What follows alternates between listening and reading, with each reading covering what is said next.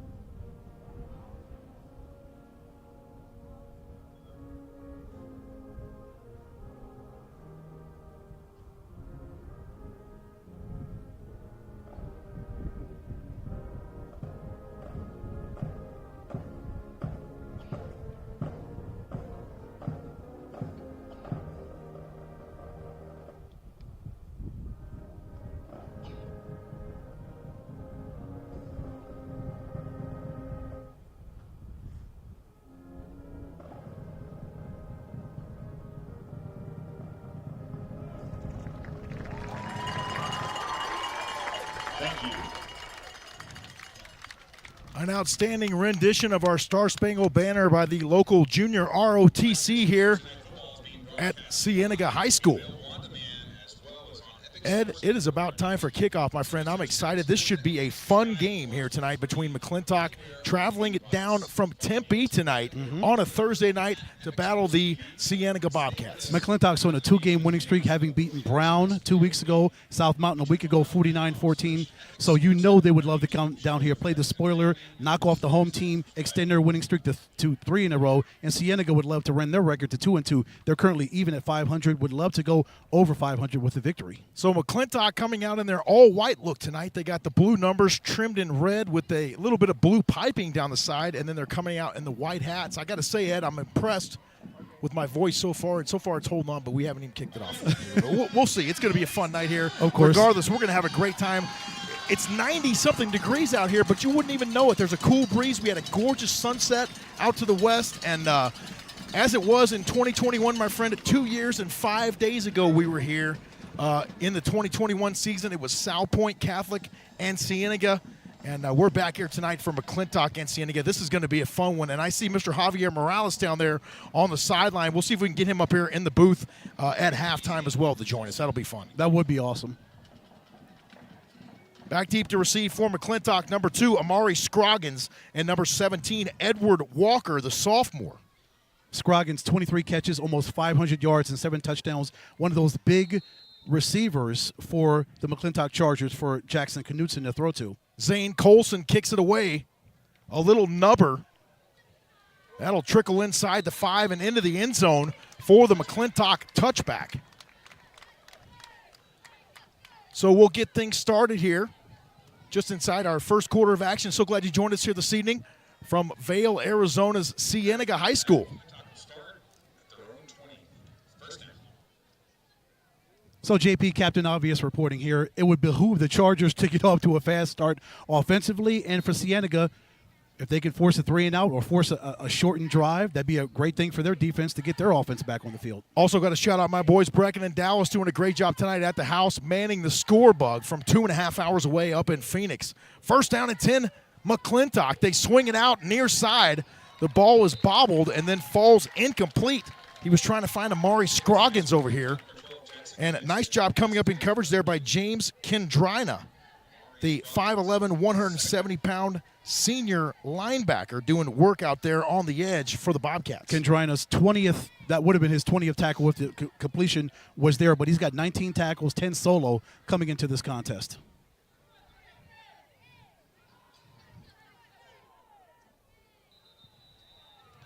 Penalty flags fly. And that, I believe, are the first penalties, or first penalty of the evening here. Offsides assessed to Cienega. So that'll give them a couple yards. Boy, JP, give their sound department props. We can hear the PA guy like he's standing right next to us. I mean, technically he's behind us, but, you know, he's yeah, it sounds good. Box. It sounds really good out here. McClintock goes to the air. It's complete over the middle. Near the 30-yard line, that was Peter Schopp on the reception. And we remember this young man from last season when we were out there in Tempe at McClintock High School. He did some work against those Maricopa Rams. Yes, he did. And this season, he's got 11 catches now, heading toward 200 yards, 2 touchdowns. This young man can break it. He's got a long of 58 yards, folks. So be on the lookout. He could break one tonight. Ball spotted now at the left hash.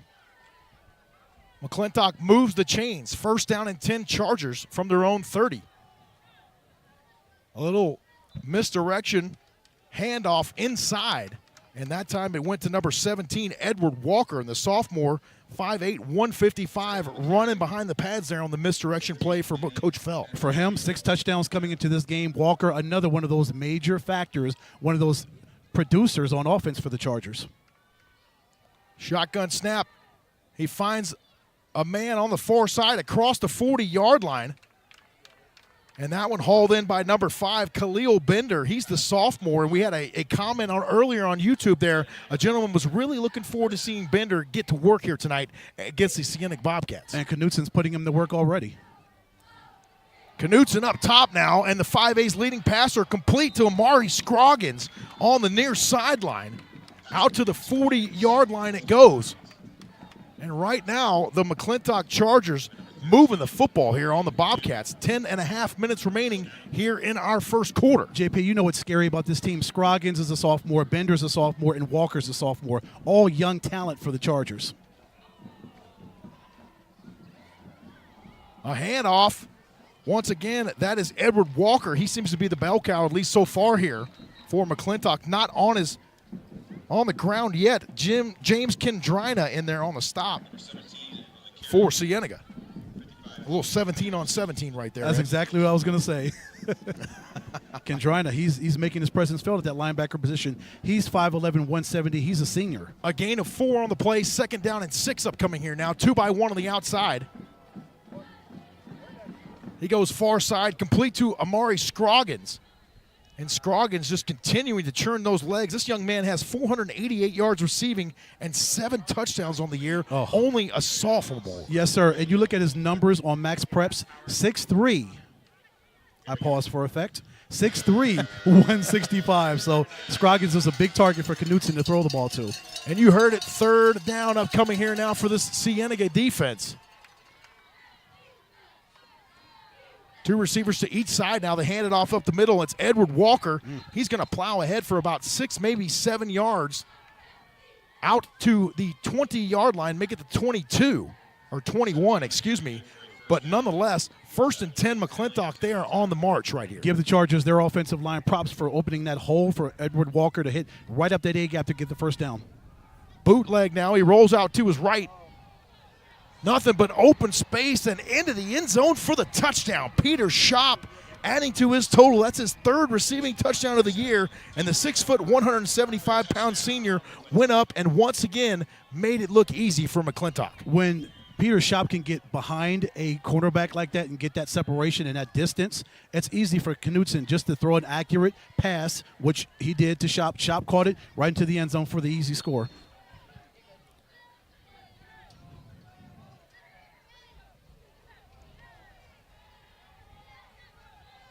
McClintock now on for the PAT. The hold, the kick is up, and it's just a little bit wide left. Adrian Diaz, the sophomore, misses on the PAT. So with 9:14 remaining here in our first quarter, the Cienega Bobcats 0 and the visiting McClintock Chargers 6. Stay with us.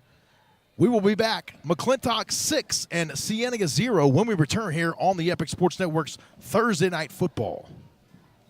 With 6 Valley locations, Burrito Express is your place to go for the best burrito in town. This is Burrito Express. Burrito Express has been your local burrito joint since 1995, but hey, don't just take our word for it. Ask the mayor of Arizona High School football himself. Chicken Burrito Supreme, that is my go-to. Can't go wrong with Burrito Express. Burrito Express, a proud supporter of Thursday Night Football right here on the Epic Sports Network. 9 minutes and 14 seconds remaining here as we welcome you back to Cienega High School here in Vail. The McClintock Chargers on top 6-0. Now it's Cienega's turn on offense. And a nice return. That's how you get the offensive drive started right there. Ari Dubin on the return. The 165-pound senior with a nice return there to get this Cienega Bobcats offense started. And I'm excited to see Mr. Evan Weber take the controls of this Bobcat team. I am as well. This guy is big, 6'1", 185. He's a senior. He's also the punter for this football team, so you'll see him in double duty if they do not continue on their drives. And, Ed, we're going to have to get the Bobcat up here in the booth with us before this is all said and done here tonight after making this trip down to Cienega, right? Come on. They hand it off. Room to run. An 8, maybe 9-yard gain on the play for Jimmy McCormick. And McCormick, we talked about him at the open. He's got 166 yards, but he's adding to that total here early in the ballgame for Cienega. A gain of 8 on the play, 2nd and 2 upcoming. That's what you're going to want to have if you're the Bobcats on offense. Let McCormick run like the daylights. 2nd down and 2 now for Evan Weber and the offense. 3-by-1 on the outside now for Weber. Penalty flags fly. This could be a free play. Weber's going to climb the pocket, run to his right, pick up a lot of yards, finally forced out near the 40-yard line.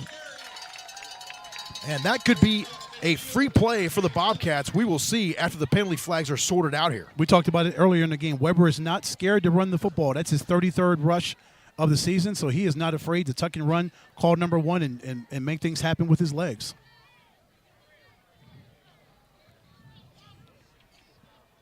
As we welcome you here inside the broadcast booth as we sort out the penalty, that one is going to be assessed, it looks like, to the defense. So we welcome you into the broadcast booth here in Vail. It was a fun trip down there. We got some vittles on the way down, and we made it in plenty of time, got set up, and we're having a great evening here at Cienega High School. So, folks, Jamal and I got our first indoctrination into EGs, and it was good. A Southern Arizona tradition, which you can now find up in the Valley of the Sun, so that's always good stuff there as we get back out to live action.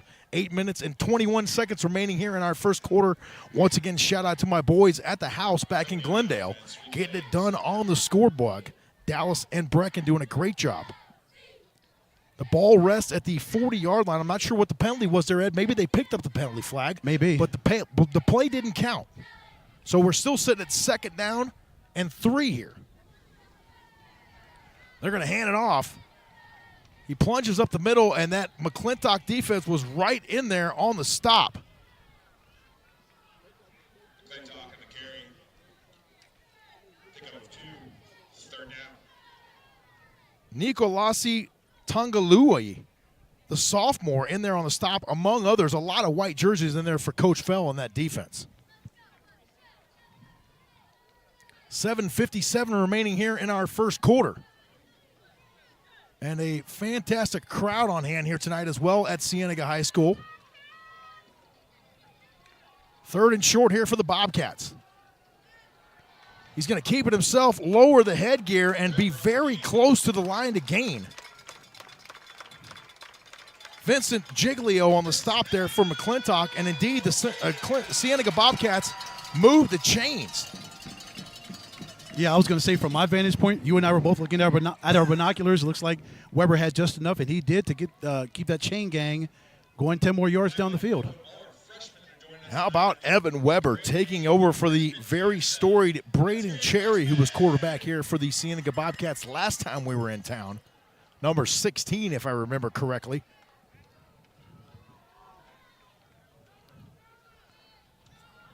Now they're going to hand it off inside, and Cienega liking to run this football here in this first quarter.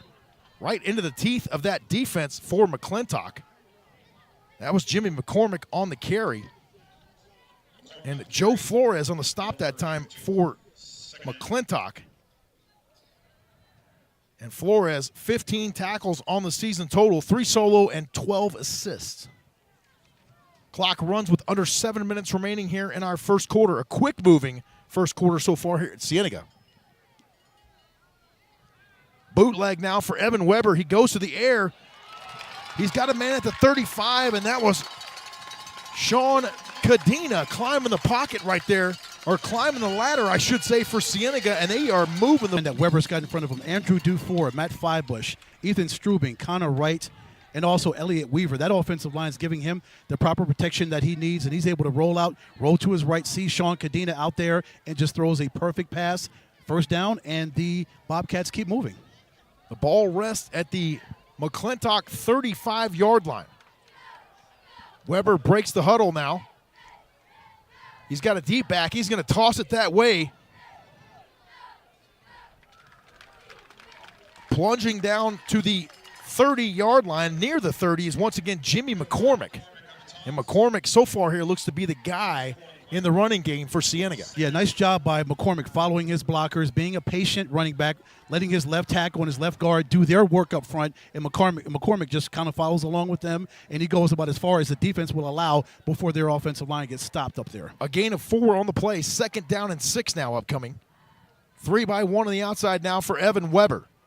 Weber goes to the air, a decisive throw out to the 25-yard line, and he puts it right into the numbers of Sean Cadena once again. And Cadena and the Bobcats once again moving the chains here. Looking good so far here on this first drive of quarter number 1.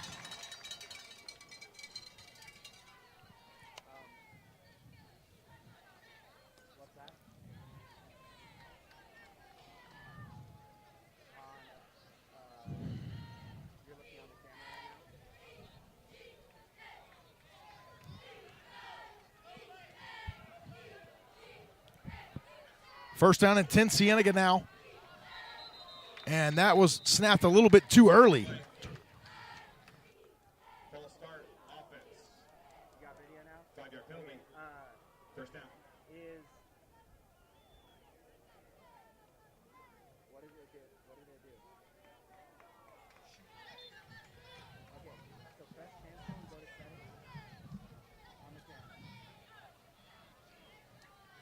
There's a little knob on the top left. So Evan Weber gets final instructions from his coaching staff. He runs back out on the field. First and 15 for the Bobcats at the Chargers 27-yard line. Weber back there in the shotgun, actually in the pistol formation. He takes a snap, looks to his left, rolls to his right, continues the roll, throws, makes the connection. On the ball comes out.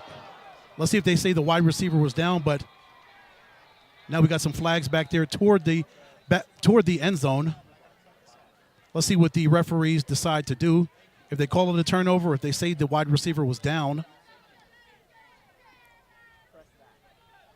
The referees are conferring right now. They're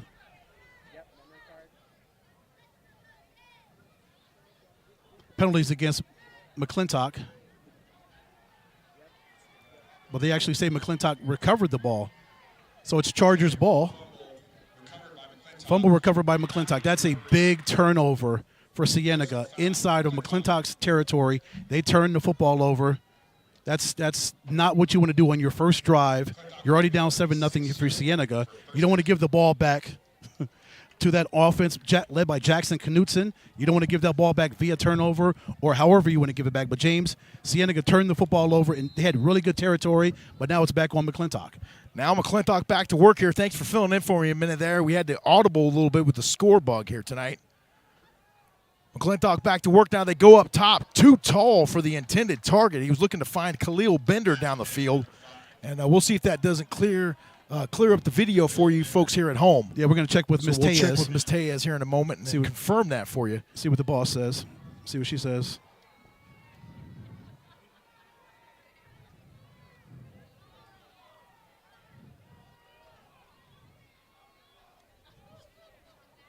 No gain on the play. Second down and 10. Early moving up front now. And that should be against the defense of Cienega. So that'll be free yardage right there for the McClintock Chargers. Yeah, James, that'll make it a 2nd and 5 on the 11, gives them 5 more free yards. We say an offense will never say no to free yards. Never, ever.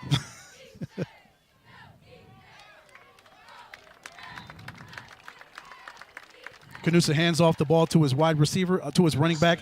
Doesn't get too many yards. Number 17, Edward Walker, on the carry. Tried to run it up that A-gap, but didn't get anything. That defensive line, give their defensive line of Cienega credit for collapsing on Edward Walker right there. Seeing he's coming up that A-gap, they just converge on him, and they shut that whole area down. He's trying to – actually, Walker's – he took a ding right there, James, so he's going off on the sidelines. So we have an injury timeout on the field, but it's good to see him up under his own power and at least off the field. That's good for him. In a relatively short amount of time. So that'll bring up a 3rd down and 5 here. 4:18 remaining here in our first quarter. I'll tell you, James, they can ill afford to lose Edward Walker in this offense from McClintock. He is their bell cow, but we'll see what they do. Hopefully he's okay on the sideline. They go back to work. They try to connect on the outside. It falls incomplete. Trying to find Amari Scroggins over on the near side here, and then coming up and ball hawking was Ari Dubin. Great job there by the Cienega Bobcats rallying up from the defensive backfield. That is perfect coverage by the 5', 165-pound senior, number 13, to cover Amari Scroggins. He saw where Jackson Knutson was going, so he was with the wide receiver the entire time. As soon as that ball got to him, he converged. He met him at the point of contact. He laid that shot on him, brought him down, forcing a 4th and 5, forcing a punting situation as we get a flag here, James. See what that's all about. So give Cienega credit. They did turn the football over, but their defense held strong against Knutson in that offense, forcing a punting situation. Penalty assessed to McClintock.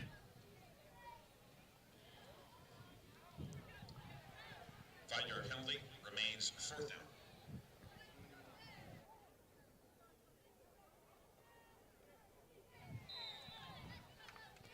So now McClintock on 4th down. They're going to punt it away, back deep to receive the aforementioned Ari Dubin.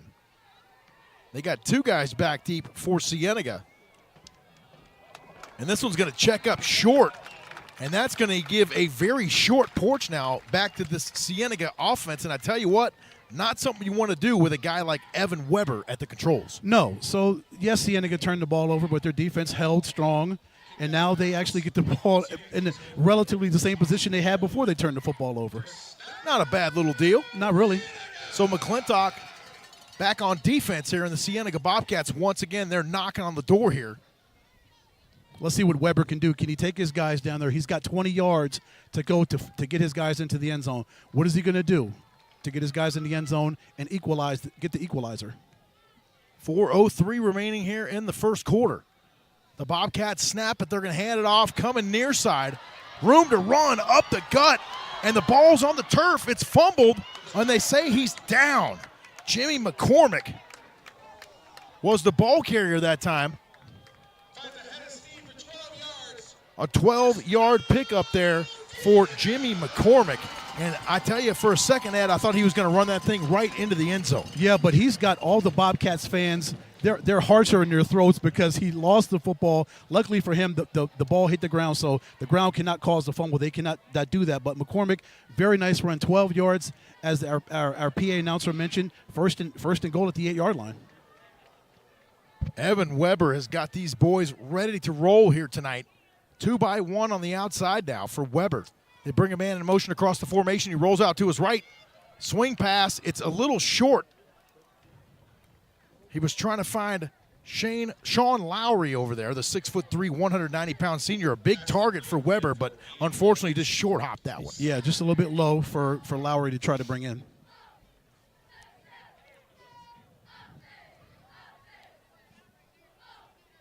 Doing the best we can here with the score bug, folks. Trying to keep that thing updated for you as much as possible. We got 3 minutes and 20 seconds remaining here in the first quarter. Yeah, folks, we are at the mercy of technology, the internet, and the technology gods. So we thank you for bearing with us. And we're multitasking too, folks. Yes, we are. Evan hands it off right into the belly of Jimmy McCormick, and then the McClintock Chargers said, you know what? We've had about enough of that number 5. And Ma'afu Lama comes through there. He's got 10 total tackles, 3 sacks on the season for the junior, and he made his presence known that time on the McClintock defense. I have a number circled on the roster for him, 6'1", 300 pounds. Guess which number I have circled, folks? A mountain of a man at 300 pounds in high school. You don't see a whole lot of 300-pounder, true 300-pounders in high school. But that was a power move for Lama to get through that offensive line and bring down the running back. Textbook tackling by Lama. 3rd and 10 now. 3rd and goal here for Cienega. They got to punch this thing in. Weber now looks to throw, goes to the air. It's tipped. And the ball falls incomplete. Doing a great job there out on the edge for McClintock was Julius Fuentes. And Fuentes was the one who got his arm up and batted that football down. Fuentes with 24 tackles on the year and a sack. So he's doing great things as well out there for Coach Fell on the defense. And that's what you're taught, right, James? When you're on that defensive line, you see the quarterback trying to throw. Get that arm up. Get that arm up, and that's what he did. Weber was trying to connect with number 19, Logan Welsh, but, of course, because of Fuentes getting his hand up, knocking the football away, he was able to force that incompletion, forcing a field goal situation. Zane Colson on now. This will be a 27-yard attempt for Zane Colson. Out of an Evan Weber hold. A gorgeous night here in Vail, Arizona. The kick is up and true.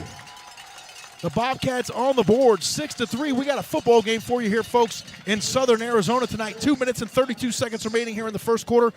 Stay with us. More Thursday Night Football coming up right here on the Epic Sports Network. I love Sky Zone because it's the most fun. I love Sky Zone because it is the greatest workout. I can jump off the walls and fly with my friends. Most fun. It gets my heart rate pumping. It tones all my muscles. You can burn 1,000 calories an hour. Most fun. Greatest workout. Most fun.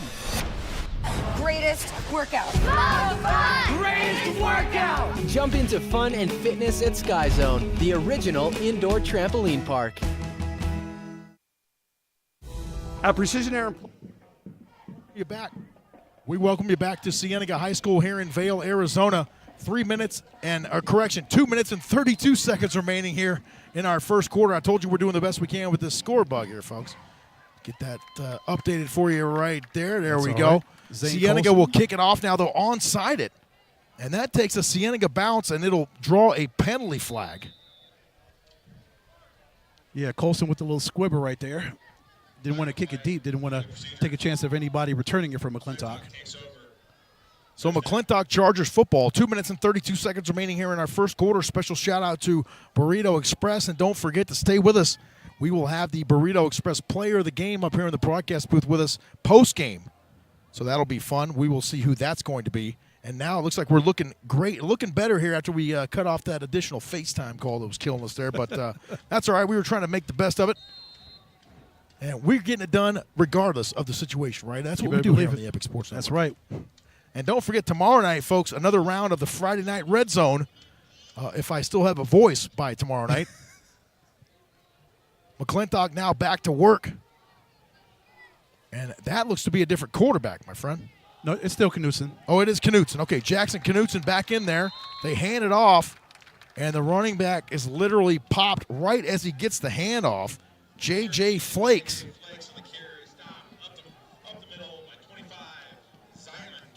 Zion King swam that center and got in there in a New York second. Yes, he did. The 5'9", 190-pound senior defensive lineman. Great job by King getting in there to bring down the RB. Maybe a half-yard gain on the play. Knutson now rolling out. We have whistles. And it looks like more penalty flags.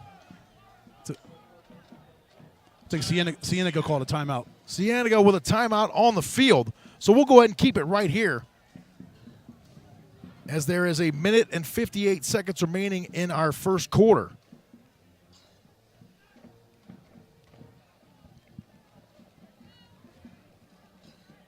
Folks, if you're just joining us late, McClintock got on the board early in the quarter with a Jackson Knutson to Peter Shop touchdown pass. They didn't convert on the extra point, so that's why they only have 6 points.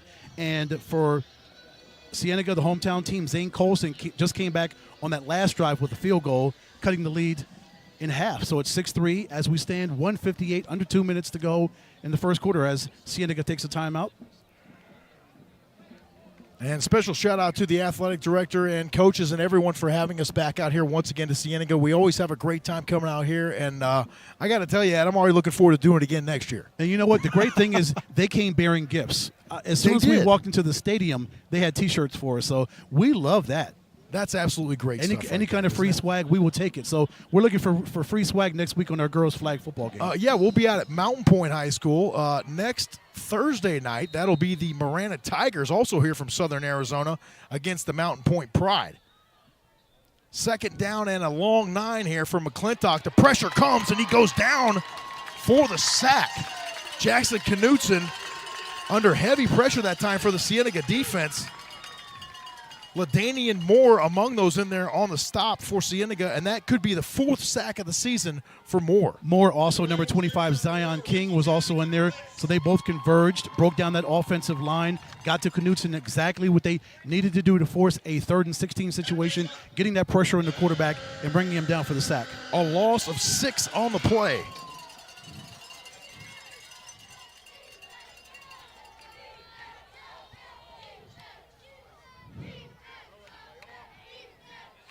McClintock rolling out. Knutson under pressure. He loses the football, and it's recovered by the Cienega Bobcats.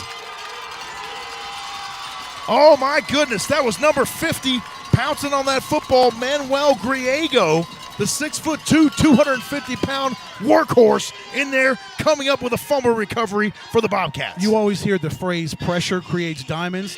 That was a diamond kind of play for the Cienega Bobcats defense, getting pressure, bringing it again, bringing the house on Jackson Knutson. Number 50, as JP mentioned, Griego, 6'2", 215-pound junior, got to him.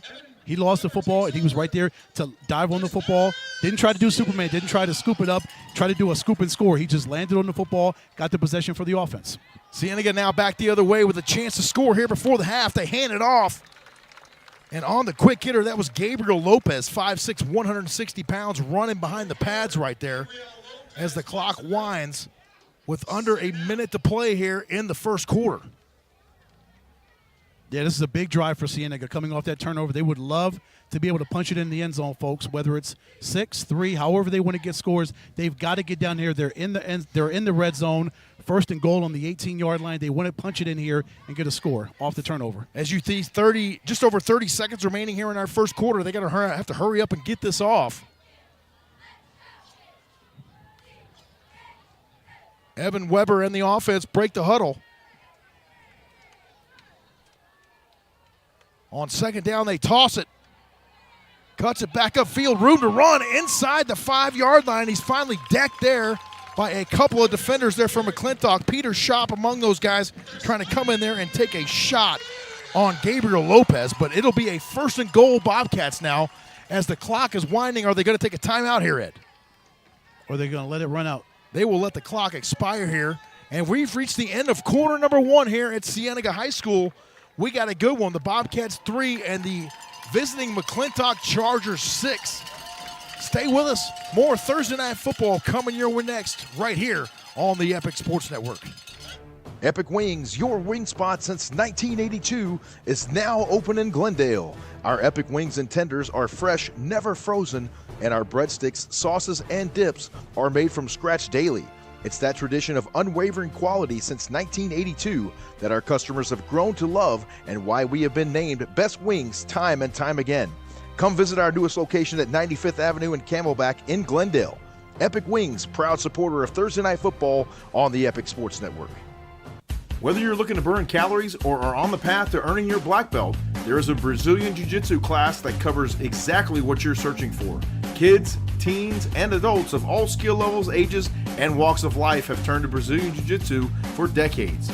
Contact Gracie Baja North Phoenix 480-887-8673 and sign up for your free trial class today. Gracie Baja North Phoenix. Jiu-Jitsu for everyone. We're through our first 12 minutes down here in Vail, Arizona. 12 more minutes to go before halftime. The road team, the McClintock Chargers, are up 6-3 on the homestanding Cienega Bobcats. As the Bobcats are driving, they've got first and goal at the 3-yard line, and they would love to punch it in. Great run there by Gabriel Lopez right before the quarter was end. He saw he was trying to get to the outside, try to get to that edge and get some more yards. He got none, so he's able to cut back in and get them a really good run, James. Evan Weber now off to the races and into the end zone for the touchdown. He went backside, and I don't think anyone saw him. The 6'1 senior making it look easy, and that is his 3rd rushing touchdown of the season for Evan Weber. Great job by that Bobcats offensive line to seal off the defenders, allowing Weber to pop out there to that right side, and he had nothing but free grass to roam on as he runs into the end zone for the score. Easy touchdown for the QB. Zane Colson on for the PAT out of the Evan Weber hold. The snap, the hold, the kick is up, and it's good. Our score, the Cienega Bobcats 10 and the visiting McClintock Chargers 6. We got ourselves a football game here, folks. Oh, man, this is turning out to be some kind of game here tonight. Yeah, very nice job by the Bobcats. Down 6-0, so they're currently on a 10-0 run. So good 10-0 run. Excuse me, blah, blah, work tonight, tongue. I know, it's tough sometimes. I know, it's tough, but yeah, great rally by them, being down 6-0, and they come back and run off the first 10 points. Start off the quarter in great fashion with a touchdown by Evan Weber. That starts off things really well for them with under 12 minutes to go. As we're 3 seconds into the second quarter. 11:57 remaining here in our second quarter. First half, anyway, here from Cienega High School in Vail.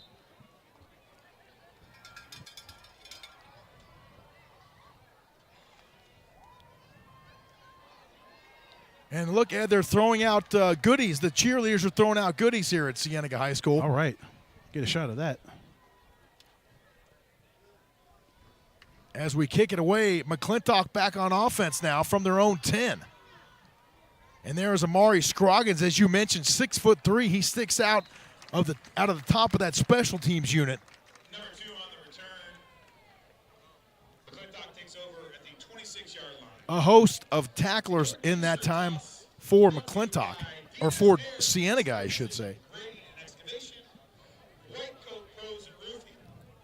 And if you missed your t-shirt this round, we'll see you again in the third quarter with the varsity cheer.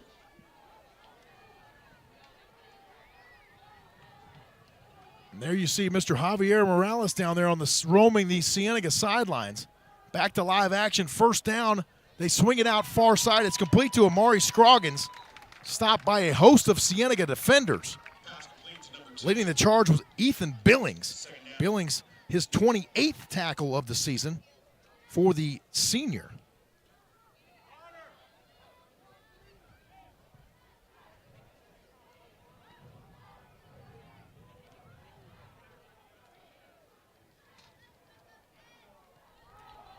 They hand it off. Cienega on the move, or on the march now. It's McClintock across the 45-yard line. The ball's fumbled, and it's picked up by McClintock, or Cienega. Unbelievable. Cienega forces yet another turnover here against McClintock. And right now, you got to call the Cienega Bobcat team opportunistic. At least. Yep, and another thing we always talk about when it comes to keys to victory, who's going to win that turnover battle? And whenever a defense forces a turnover, can that offense go down the field and capitalize off of it? So now we'll see if the Bobcats can actually capitalize off the defensive turnover, drive the football down the field. What can Evan Weber and their offense do to complement what their defense just did? A demoralizing turnover right there from McClintock. So now we'll see if they can regroup on defense as Cienega goes back on offense here. And Evan Weber back at the controls. 11:09 remaining here in the second quarter. Weber now rolls out to his right. He swings it out. It's complete. A spin move. And then out to the 44-yard line goes the receiver. What a great play by Aiden Billings, the wide receiver, 5'10", 165-pound sophomore. Gets the ball from Weber, gets that patented spin move, great spin move to get out there and get them 3 yards, 2nd and 7 on the 46. A nice gain on the play there for the all-blue team here tonight, as you see Weber trot back into the huddle there with the play call. 2 receivers to each side now for Evan Weber on 2nd down and 7. Under 10.5 minutes remaining in our first half. Back to the ground game, the Bobcats go. And once again, Jimmy McCormick on the carry there for Cienega. McCormick looking really good here in this first half. Yep, you see Cienega's trying to penetrate that A gap, take it straight up the middle between left guard, center, right guard, try to take it straight up the middle, bust that defensive line and wear that defensive line out in the middle. Great run there by McCormick.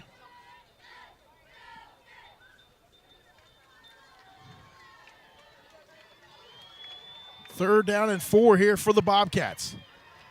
Empty backfield for Evan Weber. Swing pass, it's complete. He tries to climb the ladder.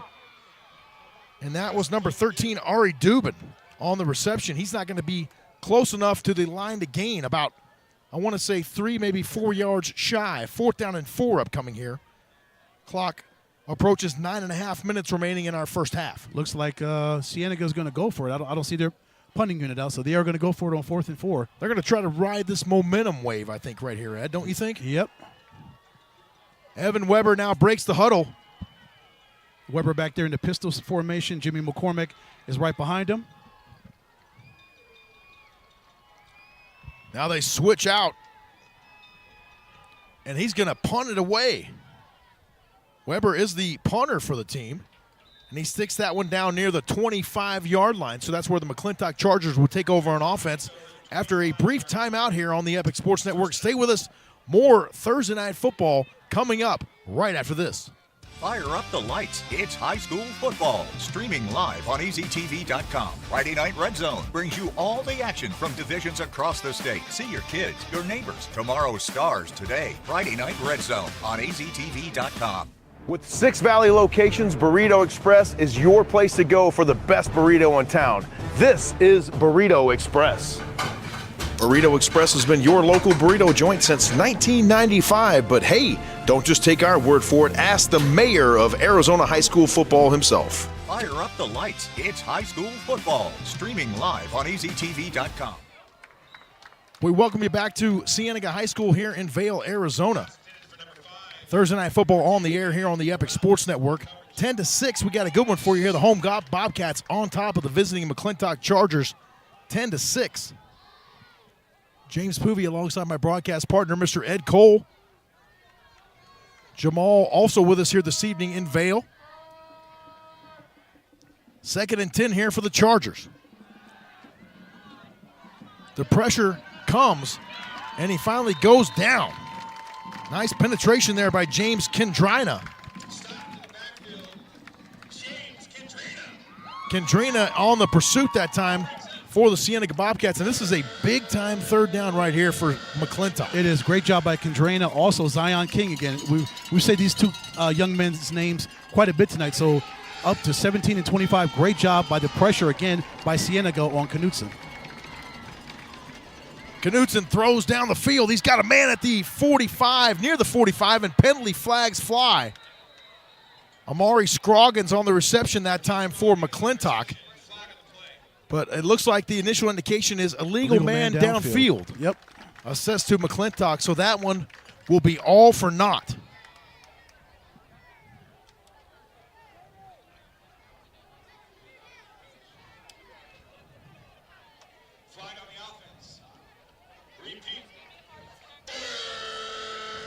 So McClintock back to work now on another 3rd and possession play here for the Chargers.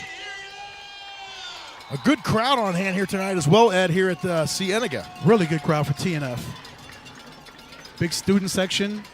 Got 2 sets of cheerleaders out here. They're rolling out the red carpet for the Cienega Thursday Night Football. They are indeed, aren't they? I love it. Knutson now back to pass as the stands are rumbling here at Cienega. Pressure comes, the defense closes in, and then he goes down for the sack. Number 8, Travion Moore with the pursuit that time for the Bobcats, and I tell you what, this defensive front has been relentless here tonight for Cienega. They have battered this offensive line for McClintock through the first almost 15 minutes of the game. So you got to give credit for that defensive line, the entire defense of McClintock continuing to put pressure on that offensive line, putting pressure on Jackson Knutson, forcing him out of the pocket, as we see a flag coming here. But give credit to that Bobcats defense. They're playing really well so far. And it looks like it might be 12 men on the field here for McClintock. So the trouble continuing right now for the Chargers as they try to get lined up, get the play call in, and they're going to try to punt this one away. Back deep to receive for Cienega. It'll be Ethan Billings and Ari Dubin. So you can pick your poison with those two guys right there. Peter Schopp back to kick it away for McClintock. That one checks up right near midfield. It's touched by Cienega. It's a free football, and it looks to be McClintock Charger football, and it is. And now the Chargers becoming a little bit opportunistic here as well, Ed, in this 2nd quarter. Back and forth we go. I'm trying to see, was that Kendrina or Davion Ross that accidentally let the football run into them, allowing McClintock to get the football? I didn't see exactly who that was, but nonetheless, a critical mistake there for the Bobcats now. But can the Chargers capitalize? That is the question. That is the $64,000 question. We'll see on this drive for Knutson and his guys.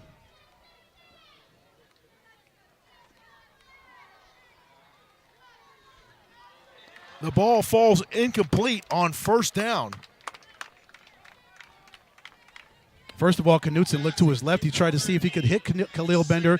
Wasn't able to make that. So he looked to J.J. Flakes, the other wide receiver, number 13 on the right side. Was not able to make the completion on that one as well. So looked to his left. Didn't see his guy was open, so he looked to his right. Couldn't make that completion to Flakes. 2nd and 10 on the 50. 7:01 remaining here in the first half. A swing pass complete to Scroggins. He's got room to run and blockers. Finally forced out of bounds near the 30-yard line. Amari Scroggins adding to that 488-yard receiving total on the season. Scroggins, I like the blocking up front by Johnny Padilla, one of the wide receivers. Also, Khalil Bender also blocking right there, allowing Scroggins to get out there on the left side. So I love how the wide receivers turn into blockers, extra blockers. So instead of 5, you've got 5 offensive linemen. Now you've got 2 more to add to that. So you've got 7 blockers at least in total for McClintock.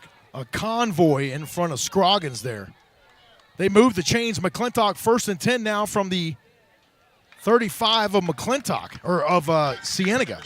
The ball in the ground that time. Incomplete. 2nd and 10 upcoming here for the Chargers. Knutson rolls out to his right looking for Peter's shot, but just an inaccurate throw. Another one that just skips on the ground. Not an accurate throw on the run by Knutson.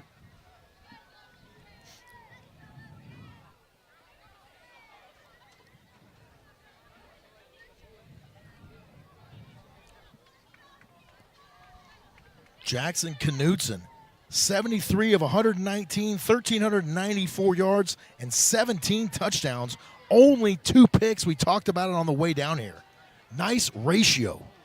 That one falls incomplete, intended for Khalil Bender. An outstanding coverage there on the edge provided by LaDainian Moore for Cienega. That was good coverage by Moore, but Knutson was just too high again. He's either too low with his passes or too high for Khalil Bender to try to get the ball to, but he's got to be more accurate on his throws.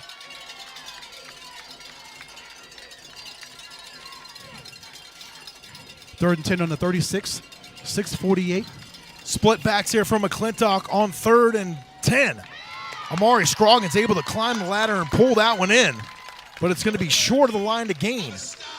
Looks like a gain of 5 on the play, so it'll be 4th and 5. What do you do here if you're Coach Fell and the McClintock Chargers? I think you go for it. You got to go for it, right? Why not? You're in Cienega territory. Clock continues to run. You're coming up on 6:20 to go. Get Knutson out there, get a good play call out there, and throw the football and try to get the first down. You figure they're gonna throw on 4th and 5. 4th and 5, they are indeed going for it now. Knutson back to pass. Shuffles the feet, it's intercepted. Oh my goodness, what a play there at the 15-yard line by Sean Cadena. Oh my goodness. Ed, what a play there by the Cienega Bobcats senior. 5'9", 155, and he went up and plucked that thing out of the sky. Khalil Bender and also Peter Shop were also in the area for Knutson to throw to. He was either looking for 5 or number 7, but he didn't plan on number 6 being in the vicinity. Sean Cadena, great job by Cadena, jumping up there, skying, getting up there at the point at the height where he needed to get to catch the football. Great coverage by Cadena to read where Knutson was trying to go to, pick the football off, give the Bobcats the football back. Now Cienega is going to flip the field now and go the other way with it here on 1st down. And right away, the defense knifing through there for McClintock. Leading the charge once again, Maafu Lama, the junior, 6'1", and as you mentioned, Ed, 3 bills up front there for McClintock. Yeah, Lama also number 6. Julius Fuentes was also in there to make that tackle. But again, you try to get around a 300-pounder. Good luck with that. That's a tall task for anyone. Yes, it is, because he covers so much space, and he's just he's the Hulk of a human being. He really is. Clock continues to run, coming up on 5.5 to go. 2nd and 13 for Cienega at their own 12-yard line, James. Behind the sticks now, whistles. False start assessed to the Bobcats. So they would love nothing more than to go down here and try to get one more on the board. And don't forget, McClintock will have Cienega will have the football second half. Mm-hmm. So that could play into things here in this last 5.5 minutes of the first half. It very well could be. I agree with you. This is a huge drive. If the Bobcats can go down and get a score and get a little bit more distance, as you mentioned, getting the ball in the second half, so that would put them in really good field position, as they would love to stretch the deficit out for the Chargers.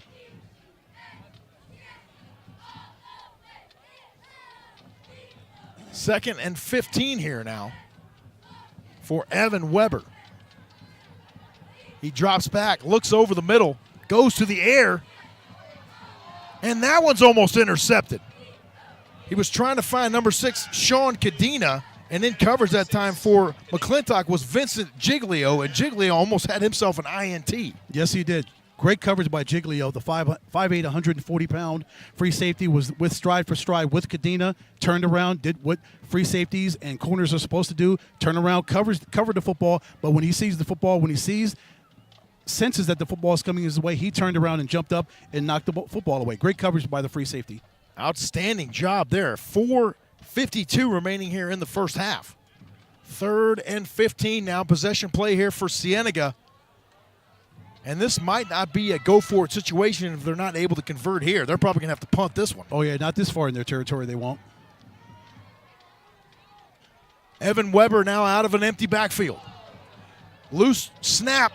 He rolls out, and he's going to throw that one away wisely onto the track here at Cienega High School and live to play another down, so they're going to punt that one away. 4:43 remaining here in the first half. And Cienega and Evan Weber dodging a bullet right there. Bad exchange between Connor right to center and Weber right there. As you mentioned, they dodged a major catastrophe right there. If it could have went any worse for Cienega right there. So back deep to receive for McClintock as they're going to get, believe it or not, another chance here before the end of this first half. Khalil Bender, one of the dangerous weapons for the Chargers. Evan Weber stays right back there in the deep shotgun now. Is going to punt it away. Look at this one. Over the lights even. What a leg. That one was touched. It's fielded there by Khalil Bender. He's got room to run. And across the 30-yard line it goes. Penalty flags come in. So we'll check the laundry on the field. But Bender putting the Chargers in pretty good field position here with 4.5 minutes remaining in the first half. Boy, JP, I'll tell you, it's not the cleanest play game so far, isn't it? No, it isn't. This is one of the more mistake-filled and mistake-prone first halves I've ever seen. Called a legal block in the back on McClintock. Illegal block in the back on the Chargers.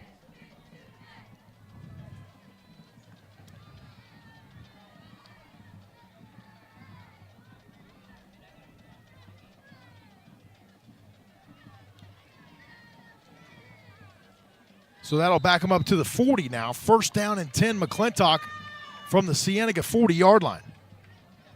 Knutson from the shotgun. He hands it off. Up the middle it goes. Room to run across the 30-yard line.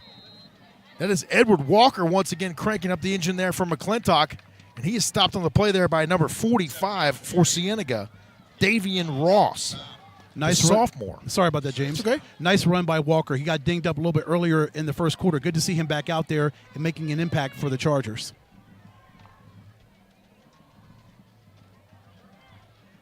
Knutson now is going to call his own number. And once again, number 45, Davian Ross on the stop there for Cienega. That's 2 in a row for that young man. Just when you thought Knutson got around the right tackle and he had some yards to gain, Davian Ross was right there to bring him right down.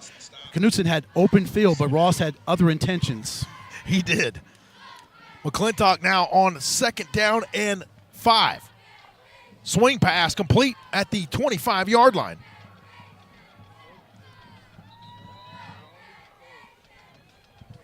Still churning those legs for McClintock was Johnny Padilla. He's 5'8", 135 pounds. Went up and snared that one. He's got 6 receptions for 85 yards on the season. You love to see Padilla's motor. Does Padilla. I'm sorry, James. It's okay. You love to see his motor continue to churn right there, right? Oh, absolutely. Determination. They hand it off and nothing doing that time.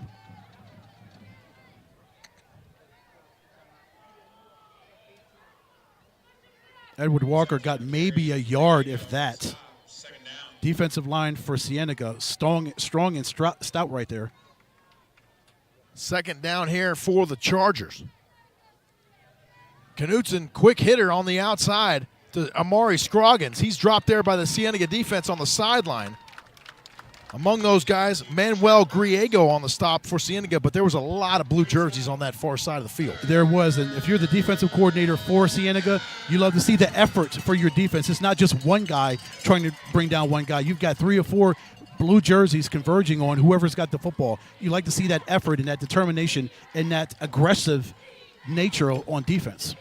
3rd down here for the Chargers, a big 3rd down. Split backs now for Knutson, and penalty flags fly. Timeout on the field called by the Cienega Bobcats, so we'll step aside and take that timeout with them. You're watching Thursday Night Football here on the Epic Sports Network. Stay with us. We will close out half number 1 when we return to Vail, Arizona.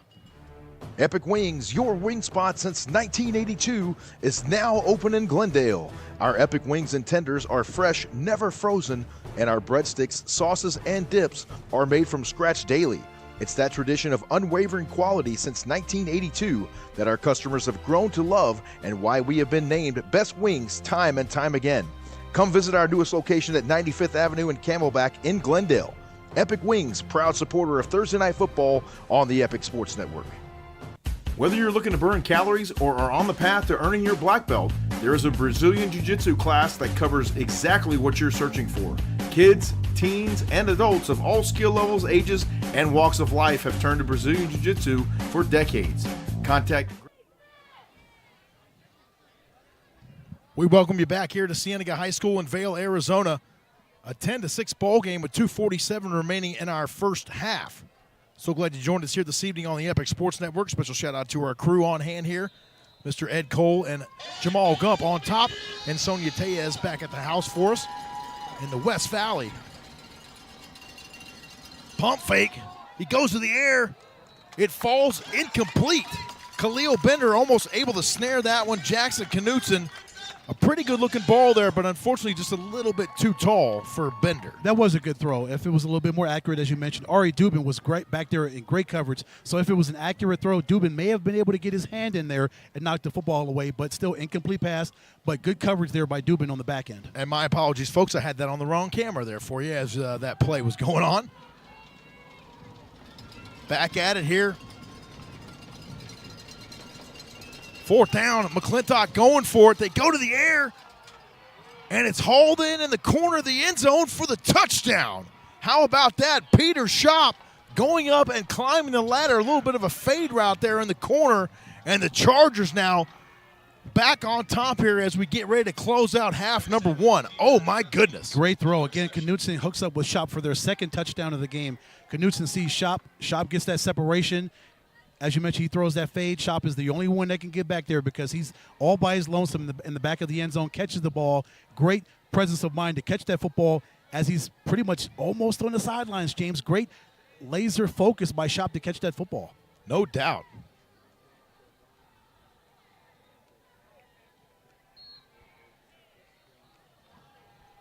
PAT is up and true.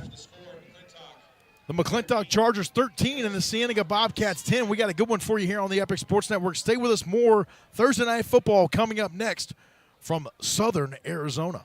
Fire up the lights. It's high school football. Streaming live on EasyTV.com. Friday Night Red Zone brings you all the action from divisions across the state. See your kids, your neighbors. Tomorrow's stars today. Friday Night Red Zone on EasyTV.com. I love Sky Zone because it's the most fun. I love Sky Zone because it is the greatest workout. I can jump off the walls and fly with my friends. Most fun. It gets my heart rate pumping. It tones all my muscles. You can burn 1,000 calories an hour. Most fun. Greatest workout. Most fun. Fire up the lights. It's high school football. Streaming live on EasyTV.com. Friday. We welcome you back to Cienega High School here in Vail. Ball fielded at the 10 now by the Bobcats. A full head of steam into the open space. He's got room to run across the 45, 50, 40, 35, 30, 20, 10, 5. Touchdown, Bobcats. Ari Dubin, they are not going to catch him, and he's got a house call for the Bobcats. And just like that, they go back on top of McClintock. You saw Dubin get into that second level, and then he really kicked that speed in.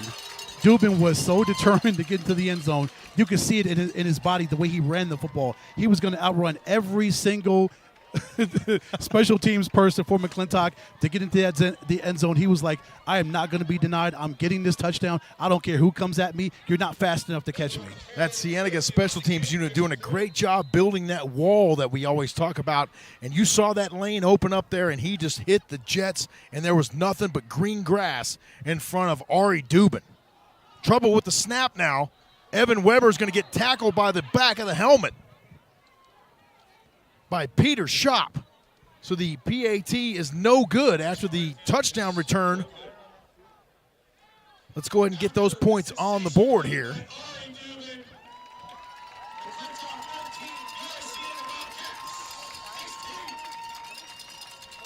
A 16-13 ball game here for you from Vail, Arizona. Stay with us. More Thursday Night Football coming up next on the Epic Sports Network. With 6 Valley locations, Burrito Express is your place to go for the best burrito in town. This is Burrito Express. Burrito Express has been your local burrito joint since 1995, but hey, don't just take our word for it. Ask the mayor of Arizona high school football himself. Chicken Burrito Supreme, that is my go-to. Can't go wrong with Burrito Express. Burrito Express, a proud supporter of Thursday Night Football right here on the Epic Sports Network. 16-13, the Bobcats leading the McClintock Chargers as we welcome you back here to Vail, Arizona. A wee bit south of Tucson. I want to say, what, 15, 20 minutes south of Tucson, Ed? Yep. Something like that.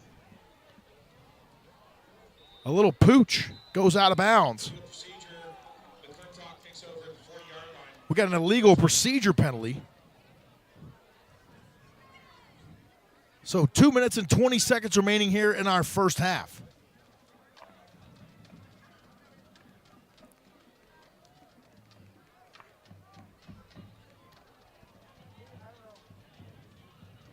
A back and forth affair here tonight between Cienega and McClintock, and just the game we thought it might be. Absolutely. Lots of fireworks, especially in the second quarter, James. Ari Dubin, what a fantastic return for a kickoff. What a run. Goodness gracious. Can you imagine if we'd have still been in commercial when that happened? Oh, man, I'd have been upset. First down and 10 now for the Chargers. 2-by-1 on the outside. Knutson goes to the air, complete at the 40. Khalil Bender on the catch.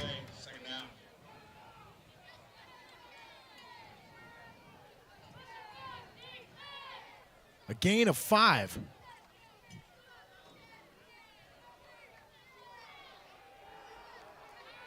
He goes to the air. Knutson's got a man. It's Amari Scroggins, and he's not able to hold the football. Number 88, Caden Thomas in coverage that time. 5'10", 150. He had really good position on him, but you thought for a second that Scroggins might be able to pull it in. That's exactly what I thought. I thought Knutson threw a perfect throw to Scroggins, but as you mentioned, number 88 there back with perfect coverage to knock that football away for a second. From our distance, it looked like Scroggins brought that in. 2:09 remaining here in our first half. A big 3rd and 5 upcoming here for McClintock. Also a big 3rd and 5 for this Cienega defense. It is indeed. They'd love to force a 4th down situation here. Ball at the McClintock 40. The stands once again rumbling here at Cienega. Knutson, a tunnel screen, and it falls incomplete. Right there to do the work was number 52, Matt Feibush. And Feibush has got 1 sack, 1 TFL, 22 tackles on the season, and he had a whole lot of fun on that play right there, getting into that backfield. I think Walker heard those footsteps coming from Feibush. What he should have done, he obviously secured the football before you turn upfield, so maybe he saw those footsteps out of his peripheral. He saw 52 coming. That kind of jaded his decision making.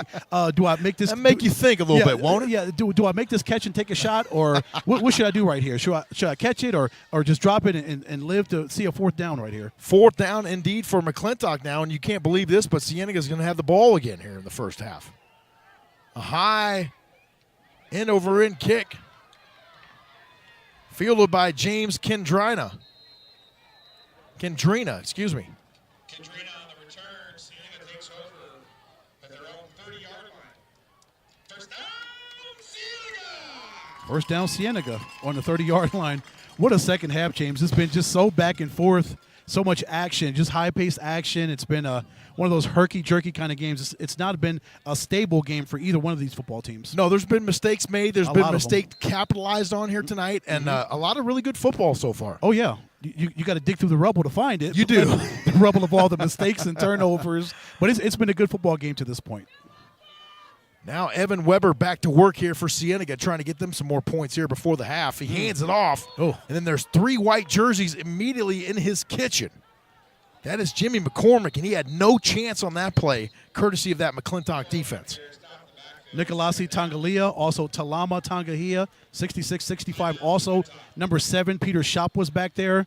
So when you get 3 guys on 1, that's usually a bad sign for the offense. When you've got 3 defenders, good luck getting around those 3 guys, especially 2 defensive linemen. 1:43 remaining here in our first quarter, or our second quarter. We'll step aside, take a brief timeout, and return for more Thursday Night Football here on the Epic Sports Network. With 6 Valley locations, Burrito Express is your place to go for the best burrito in town. This is Burrito Express. Burrito Express has been your local burrito joint since 1995, but hey, don't just take our word for it. Ask the mayor of Arizona High School football himself. Chicken Burrito Supreme, that is my go-to. Can't go wrong with Burrito Express.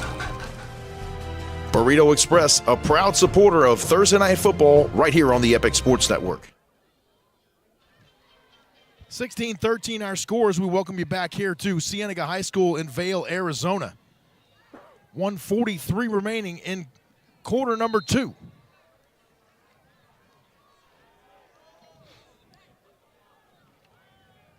Low snap. Evan Weber is going to run it himself. He's got room on the edge. He's got one blocker doing a great job and allowing him to get the first down across the 45-yard line. And I want to say that was number 6, Sean Cadino over there with that nice stock block, allowing Evan Weber to just run right off his backside there for the first down. Yep, so essentially the play broke down because it was a low snap to Evan Weber, so it didn't give him time to really survey the field and see if he had any wide receivers open. So he decided the safest thing and the best thing to do was call his own number, get a big run, got them a nice run, get them 1st and 10 on the 45, coming up on 90 seconds. Keep those chains moving. 45-yard line now of Cienega is where the ball is. Empty backfield here for Weber on 1st and 10. 3-by-1, he goes this way, and the receiver falls down, almost made the catch.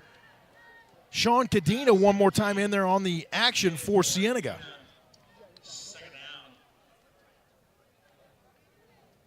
Second down and 10 coming here for the Bobcats. Chargers starting to bring a little bit more pressure on this drive. As you see, James, you're getting 2 or 3 guys always in the backfield against Evan Weber, forcing him to throw the football away because guys are after him. 2nd and 10 with 1:30 remaining here in the first half. A 16-13 ball game.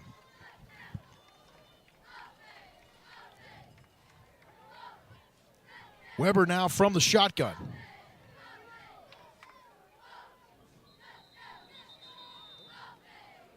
And a timeout on the field called by the Cienega Bobcats. So we'll keep it right here with 1.5 minutes remaining in our first half and remind you that we will be out for more girls flag football next Thursday night out at Mountain Point, as the Mountain Point Pride will be hosting the Marana Tigers from down south here. We're all about Southern Arizona football here on the Epic Sports Network. Absolutely. A few weeks ago, we had some really good flag football out at Eastmark, James. Yes. So we're excited to showcase the young ladies again for flag football. We're excited to go to Mountain Point and see what the young ladies can do. It's always exciting to see those young ladies play flag football because they play their hearts out just like these young men do. They do indeed, and they have a whole lot of fun doing it as well. Don't forget to stay with us here during the halftime. We're hopefully going to have the strength and conditioning coach for Cienega, Mr. Steve Schween, joining us, and we'll also try to catch up with Mr. Javier Morales as well from AZ Preps 365. And we'll hope that those binoculars didn't go all the way down the chute there. Oh, Thank you, ma'am. goodness. Thank you so much. They've got a backstop right here, so Oh, they won't go backwards. That worked out. Thank goodness. That worked out. All right, first down or second down here. Bobcats go to the air. It's complete over the middle. He runs over a defender and all the way to the end zone. In there for the touchdown. Aiden Billings runs over and trucks the defender about the 35-yard line, and now we have a penalty flag, but that should be after the touchdown. Wow. What a throw from Weber to make that completion to Billings. Billings was in double coverage. See what the flag is, but he was in double coverage. He was able to get away from that coverage, and once he got away from that coverage, he was down the field. Again, not to be denied, getting to the end zone. He kicked it into another gear, Billings did, and he got into the end zone for the score, putting the home team up by 9. 22-13 now with a PAT pending.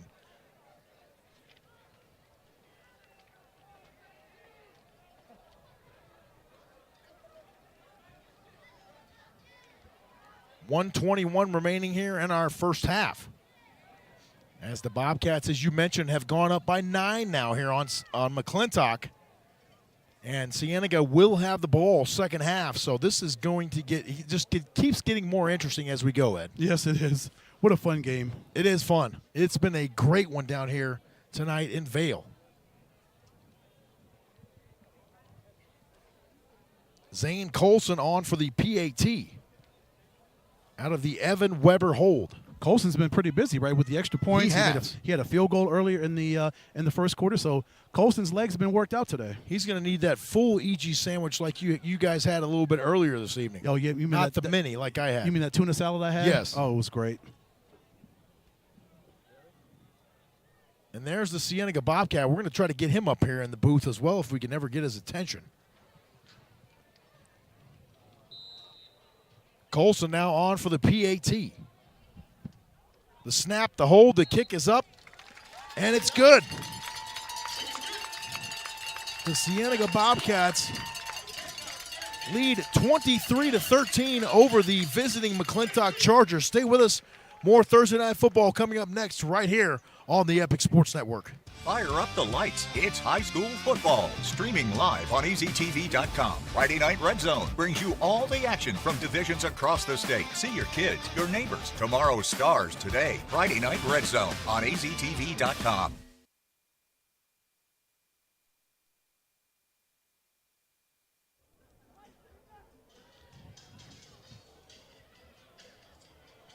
We welcome you back to Cienega High School here in Vail, Arizona. A great crowd on hand here tonight as we have Thursday Night Football once again on the air here from Vail, Arizona.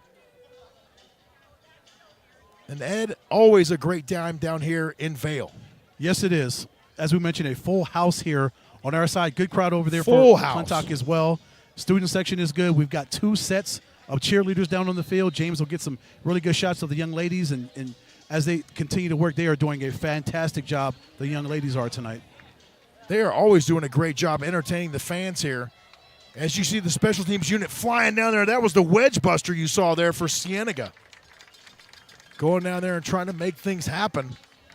And we got some good stuff coming up at half here for you as well, folks. You see the band down there getting things ready to go, and they're getting things fired up here as well, getting ready for some halftime entertainment here inside the stadium. Much to Adam Beadle's delight. I know AB is watching somewhere. He's a marching band alum just like I am back in the high school days, way before a lot of these kids were born. I'll date myself. But. Yes.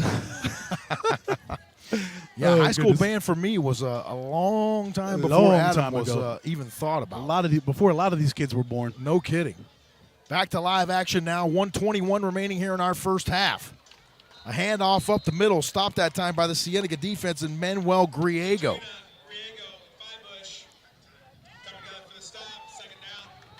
Clock continues to run, coming up on a minute left. Cienega's up 10 points on the visiting McClintock Chargers. McClintock would love to drive down, get a score right before the half, JP. Swing pass now out to Scroggins. He's got room to run as he crosses midfield. Forced out of bounds there by Travion Moore and others for Cienega. Again, more blocking up front. Really good blocking by their wide receivers. I'm watching Johnny Padilla the entire time blocking, allowing Scroggins to get more yards because he's following number 18. He's following his guy to allow him to get those yards, get that first down.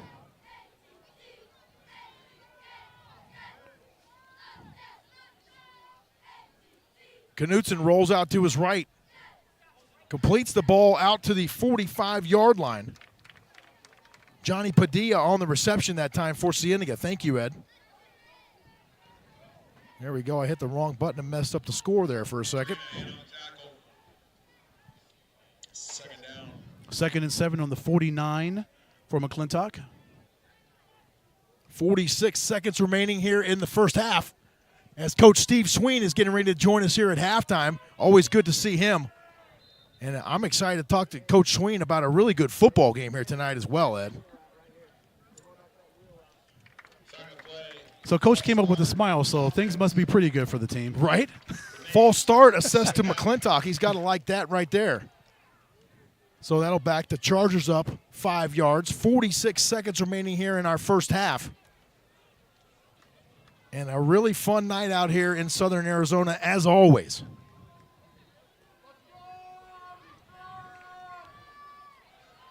Second and 11 here for McClintock. Knutson out of the shotgun. Pressure comes. Somehow evades and escapes the pocket. Completes the ball out to Khalil Bender. And Bender finally forced out of bounds. by Ari Dubin. Nice pickup on the play there as we're down to 38 seconds remaining here in the first half. Nice pickup. Knutson avoids the pressure by LaDainian Moore, the linebacker, rolls out to his left, finds the wide receiver, gets them their first down. 38 seconds to go, James. Edward Walker, the lone setback now for Knutson. He rolls out to his right, goes to the air. He's got a man, it falls incomplete. That was once again Amari Scroggins on the far side, but that one just that far out of his fingertips. Yeah, Scroggins trying to get that back shoulder fade, but just not able to pull it in. 2nd and 10 upcoming here now for McClintock. 32 seconds remaining here in our first half.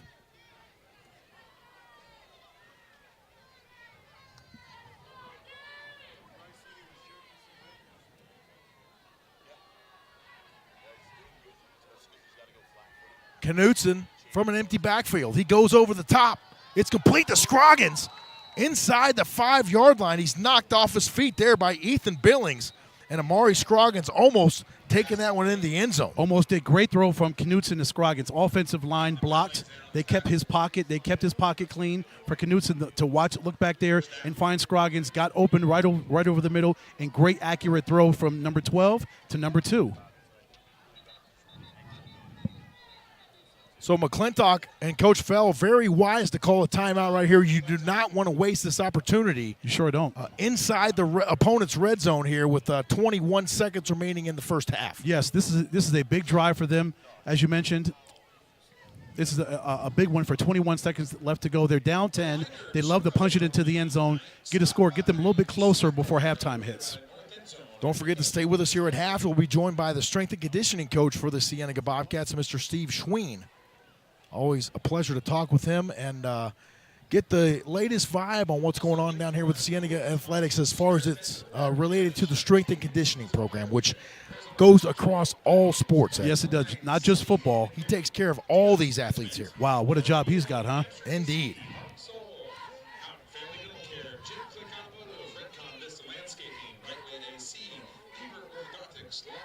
Big 1st and goal here for McClintock at the 4-yard line. 21 seconds to go. They're down 10. They want to punch it in, get a little bit closer. So we'll see what Jackson Knutson and the offense will do right here. They bring in the heavy package now. They got heavy split backs. He goes under center, play fake, goes to the air, and it's complete, incomplete. Peter Schopp, the intended target. I thought for a moment he had the football. Me too. 2nd down and goal here for McClintock. Schopp's usually sure-handed. He usually brings that in, doesn't he, James? He does usually. 17 seconds remaining here in the first half.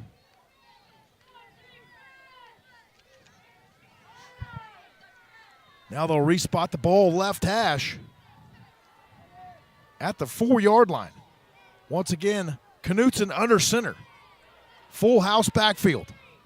They hand it off behind the big fellas, and he rumbles down near the line to gain. Does Edward Walker, but he's going to be stopped shy. They turned it over, James. And they turned the football over. Unbelievable. The Cienega Bobcats turning away what was going to be a last attempt here in the first half for McClintock, but a penalty flag.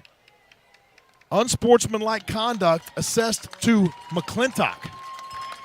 So that's going to be a frustration foul is what we call that right there. Well, I would be frustrated too when you're down 10, 21 seconds to go. You're driving for potentially a score to get you a little bit closer, and you turn the football over carelessly. Drive killer. Drive killer. Momentum killer. Soul killer. Yes. All of those adjectives apply right there. So I'd imagine Cienega would knee it right here and take it to the half. You would think so.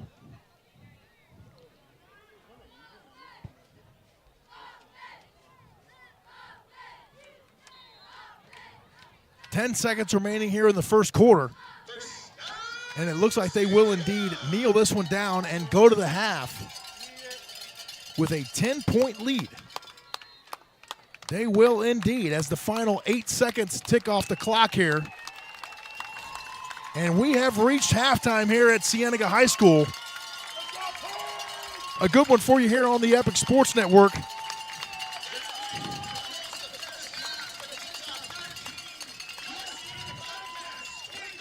The McClintock Chargers 13 and the home Cienega Bobcats 23. Stay with us. We will have halftime festivities coming up next, including an interview with Steve Sween, the strength and conditioning coach here for the Cienega Bobcats. Stay with us. More Thursday Night Football on its way from Vail, Arizona. We love our house. Been here for years. Yeah, but there's an animal in the attic.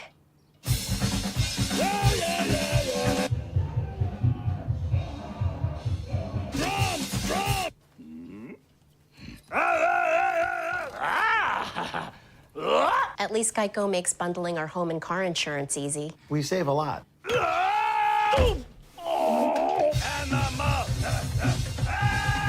For bundling made easy, go to geico.com.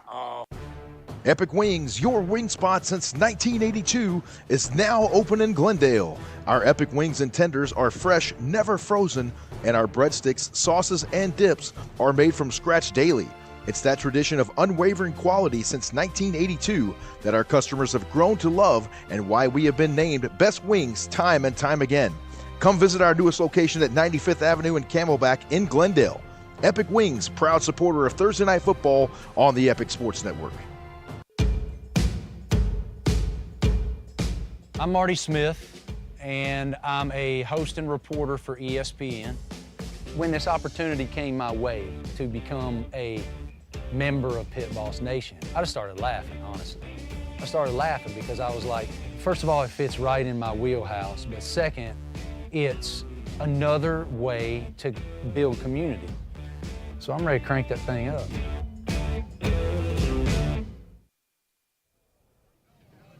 It's halftime here at Cienega High School in Vail, Arizona. The home Bobcats of Cienega on top, 23-13, as we welcome you back here to Cienega High School. Thursday Night Football on the air here on the Epic Sports Network. We're pleased to be joined now by strength and conditioning coach for Cienega, Coach Steve Sween. Coach, thank you so much for taking the time and coming up here. How have you been? It's been a couple of years since we got a chance to catch up with you. And just give us the lowdown on Cienega athletics. It looks like things just continue to flourish down here in southern Arizona. Yeah, thanks for having me back. You know, I had a blast last summer. You're up here. It's always nice to be able to talk about the school and our program, what we do. I mean, you know, we're rolling. That's about all I could say. We've made some huge improvements in our weight room, in our technology usage in our weight room, which and out here on the field, you know, things like that. You know, we have a really strong buy-in, not just from football, from all of our sports. I mean, all our coaches truly believe in what we do. We're jam-packed every day. We're getting almost 500 kids a day through the weight room, you know, for every sport, you know. I wish everybody could see what we do, especially like our female athletes, to just really get after it. Go ahead, Ed. So, Coach, when you talk about your numbers, over 500 kids come through. Ladies and gentlemen, that it's never a dull moment for you on any given day, right? No, it's jam packed for me all day long. It's full go. I mean, even today, you know, I had 6 classes, and we have a time period where I get to teach kids how to be strength coaches. So we talked about force plates. Okay. And then right after school, I had my cross country after-school group, and then came over here for this. So, Coach, when you have a kid that comes in, maybe is new to the school, or maybe they've never worked with the strength and conditioning coach before, what do you kind of communicate to them that your role is, or that you're trying to accomplish with them? We tell them, the number one thing that we tell them, our goal is to make them better people. So we're looking for them to be better people, character development first, and then we're going to help them be better athletes, because a lot of our kids are really good at their sport, but they don't really function too well out of their sport. So we treat all our athletes the same. So our swimmers, cross-country kids are lifting like our football kids. Our football kids lift like our cheer girls. So we're trying to develop that 14 to 17-year-old athlete, not a football player, not a basketball player. And I think that's one of the things that's really bought in our coaches. They believe in the development. They understand that, hey, I can't replicate basketball skills in the weight room. Right. But I can make them move better for their skills on the court. That is so cool. Coach, you know we're all creatures of comfort. We got these things right here. There we go. Put it on the camera. Yeah. Phones and iPads, tablets, all this kind of stuff. How are you implementing technology into your game plan, or how you want to get these young men and these young ladies coached up and get them in top physical condition? So that's a great question. We use a ton of technology. Every one of our racks has an iPad, so all their lifts are delivered to them on their iPad. They have to answer a wellness questionnaire for us before they come in, and then we have different technologies that we use. They're called eNode. We track velocity, bar speed. So we take kids off of percentages when they're lifts, and we tell them they need to find a certain meters per second. And then we adjust their weight based on that, because one day a 75% may feel like a 90, it could feel like a 60, so we need to go how the bar is moving. We also we have what we call force plates, force decks. So we have them do jumps twice a week, some of our athletes, so we can see. We're looking at their recovery on a Monday and their fatigue level on a Friday, and if we have numbers that are changing too much, then I need to adjust the program. We've got about 20 of our kids out here in GPS units. So we go every movement that they have, we track, and I change their lifts and or their conditioning and or practice based on what we're seeing. So if we're getting a lot of sprint distance out here, because we set their sprint distance at 85% of their max velocity, if they're getting way too much out here and not enough practice, then I've got to add more to their practice. Yes. So they can keep it up here in the fourth quarter. So then we tie the football kids' GPS into their force plate numbers and really monitor to their fatigue and readiness levels. Unbelievable. You know, Coach, I've been following you ever since we came down here last in 2021. And one thing I think you do is really cool is you're always wearing shirts from former athletes that played here that have went on to play in college. What does that mean to you, and what does that mean to them to see someone that they've worked with in the past at the high school level that still remembers them and the impact that they made on you, and vice versa, the impact you probably made on them as well? Yeah, I love it. I think it's really special. It's awesome.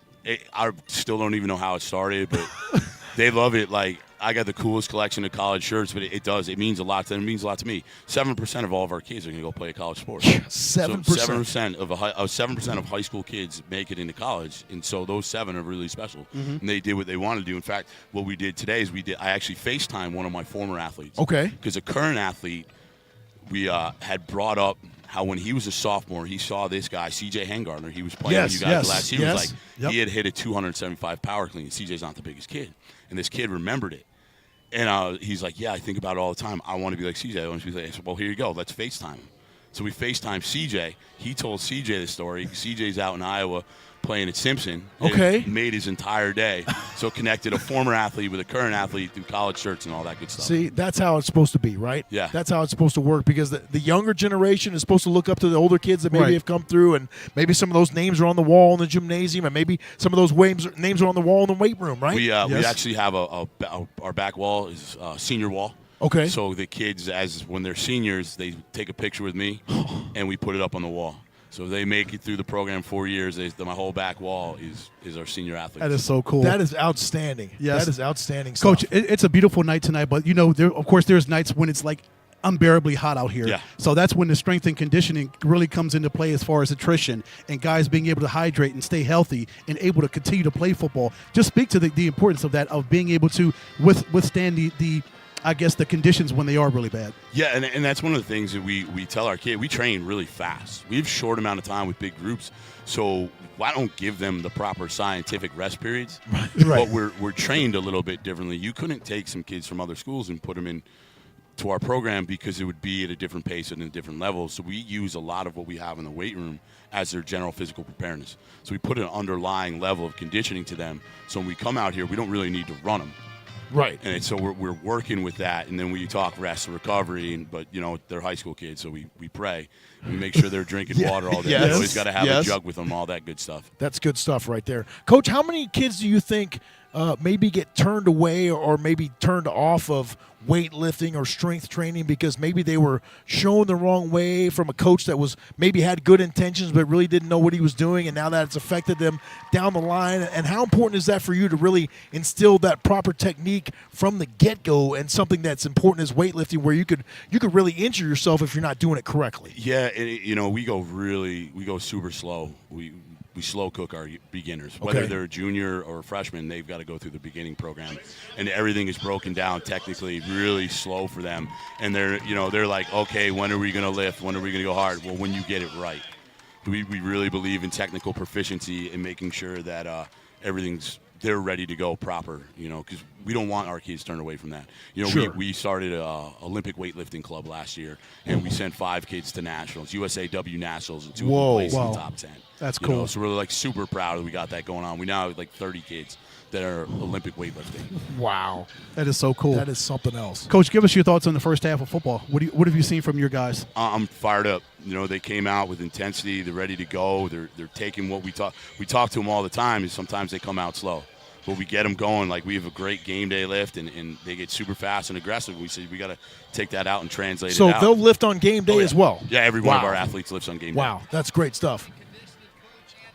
That's why we got him on the show. That's why he's on the show. That's why he's on the show. We already know. Top strength and conditioning coach in the state right here, Coach Steve Swing joining us. How much do you love your job, blip Coach? there with the GoPro, Ed. See, check it out. Okay. See there? Boom. Let me fix it. You're good. We're good. That's technology. Coach, again. so much fun. Always great to have you on here and have you come on and talk about these wonderful athletes at Cienega High School. They're coming out. I got to go warm them up. Yeah, go get them warmed up. Coach Steve Swing joining us here on the program. Took up almost the whole halftime. Great to see you, my friend. Thank you, We'll Coach. do it again when we come back down again in a year or so. Maybe here at Cienega High School. Ed, always great to visit with Coach Schween. We catch him a little bit late there, but you know what? That guy has really got these ladies and gentlemen down here feeling right here at Cienega High School and really doing it the right way. Of course, and it has to be done the right way. If you want these young men and these young ladies to be in top physical condition, you have to do it the right way. As he mentioned, you take it slow. You don't just throw them in there and throw a bunch of weights up or give them a program that they're not ready for. You've got to ease them into it and make sure that the program that he adapts for them is the right one for them. Exactly right. Special thanks to Coach Steve Schween for joining us here in the halftime. We got about 4 minutes remaining here in our halftime segment. Stay with us. More Thursday Night Football coming up next here on the Epic Sports Network. We love our house. Been here for years. Yeah, but there's an animal in the attic.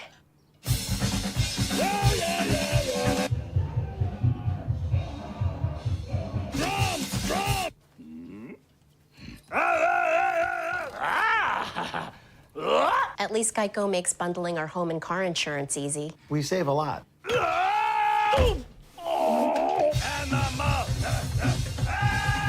For bundling made easy, go to geico.com. Epic Wings, your wing spot since 1982, is now open in Glendale. Our Epic Wings and tenders are fresh, never frozen, and our breadsticks, sauces, and dips are made from scratch daily.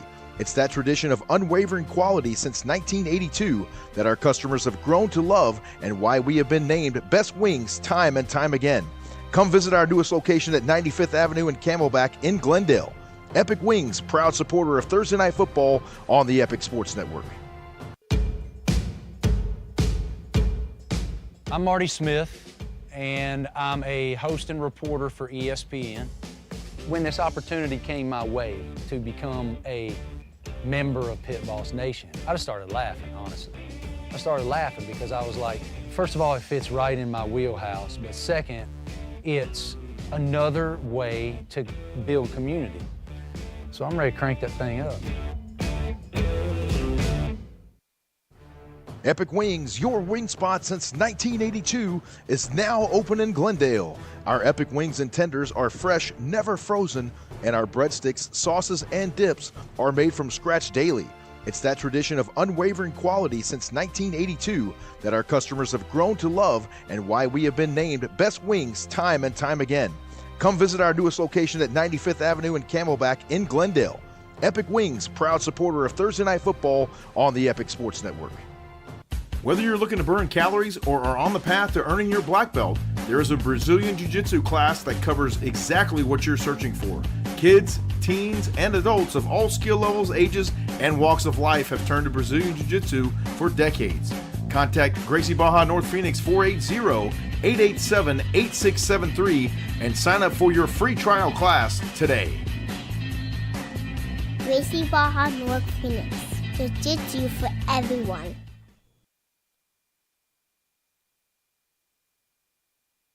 I love Sky Zone because it's the most fun. I love Sky Zone because it is the greatest workout. I can jump off the walls and fly with my friends. Most fun. It gets my heart rate pumping. It tones all my muscles. You can burn 1,000 calories an hour. Most fun. Greatest workout. Most fun. greatest workout. Greatest workout! Jump into fun and fitness at Sky Zone, the original indoor trampoline park. At Precision Air and Plumbing, we understand that we're all using our homes in ways we never have before. And we are dedicated to making sure that your air conditioning and plumbing are working at peak efficiency no matter what you're doing. When you make the precision decision, you can trust that we're going to hold ourselves to a higher standard and above all, operate with integrity. We're going to protect your comfort with the longest, most comprehensive warranties available, guaranteed. Give us a chance to earn your business. Visit us today at precisionairandplumbing.com.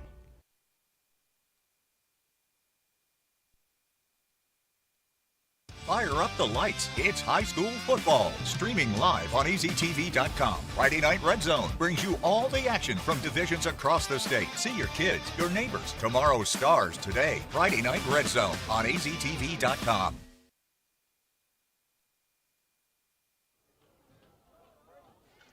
We welcome you back to McClintock and Cienega here at Cienega High School in Vail, Arizona. I know where you're trying to go.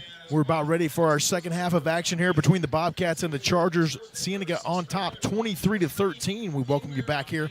James Poovey coming to you live alongside my broadcast partner, Mr. Ed Cole. We got Jamal up top and Miss Sonia Tellez at the house for us this evening. A four-person crew on hand tonight here for the Epic Sports Network, bringing you Thursday Night Football here from Southern Arizona.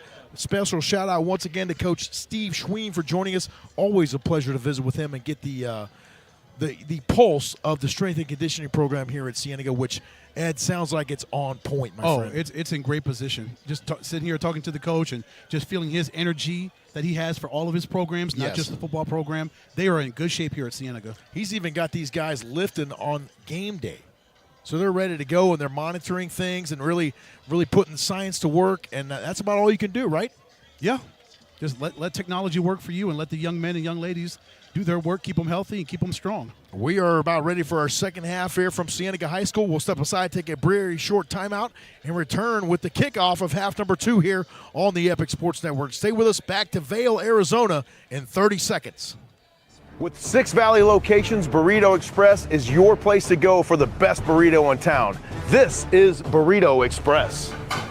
Burrito Express has been your local burrito joint since 1995, but hey, don't just take our word for it. Ask the mayor of Arizona high school football himself. Chicken Burrito Supreme, that is my go-to. Can't go wrong with Burrito Express. Burrito Express, a proud supporter of Thursday Night Football right here on the Epic Sports Network.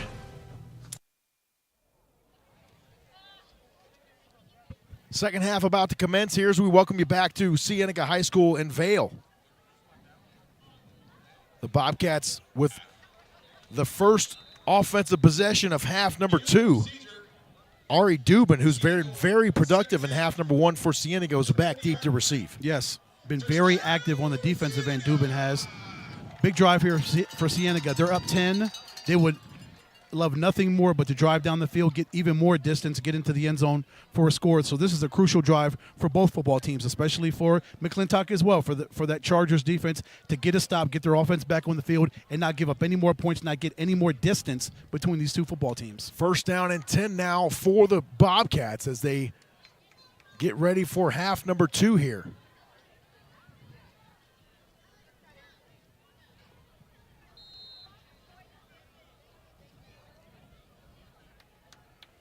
Evan Weber now goes back to work. Pressure comes, and he's sacked. Off the edge, unabated to the quarterback was Alex Bryce, and Bryce was in there before Evan Weber knew he was even coming. Wow. Wow is right. Alex Bryce came off that edge, just blew past the left tackle like he wasn't even there. It just got right to the quarterback, brought down the quarterback, Evan Weber. Easy sack for him. That's his first sack of the year. So we know for sure that Mr. Bryce was paying attention to the halftime pep talk in the locker room there for McClintock. Yes, sir. Back at it they go. Weber goes to the air. It's complete. He eludes a tackler out to the 30-yard line. Jimmy McCormick out to the 30-yard line indeed. That'll bring up a 3rd down and 5 here for the Bobcats. Julius Fuentes had McCormick wrapped up for a millisecond, and then he was able to shed that tackle and get some more yards. Great job by McCormick to get those yards and get them where they're still at a 3rd and 15 situation, so they've still got 3rd and long. Oh, correction, 3rd and 15, you're right here. So the Bobcats are behind the sticks.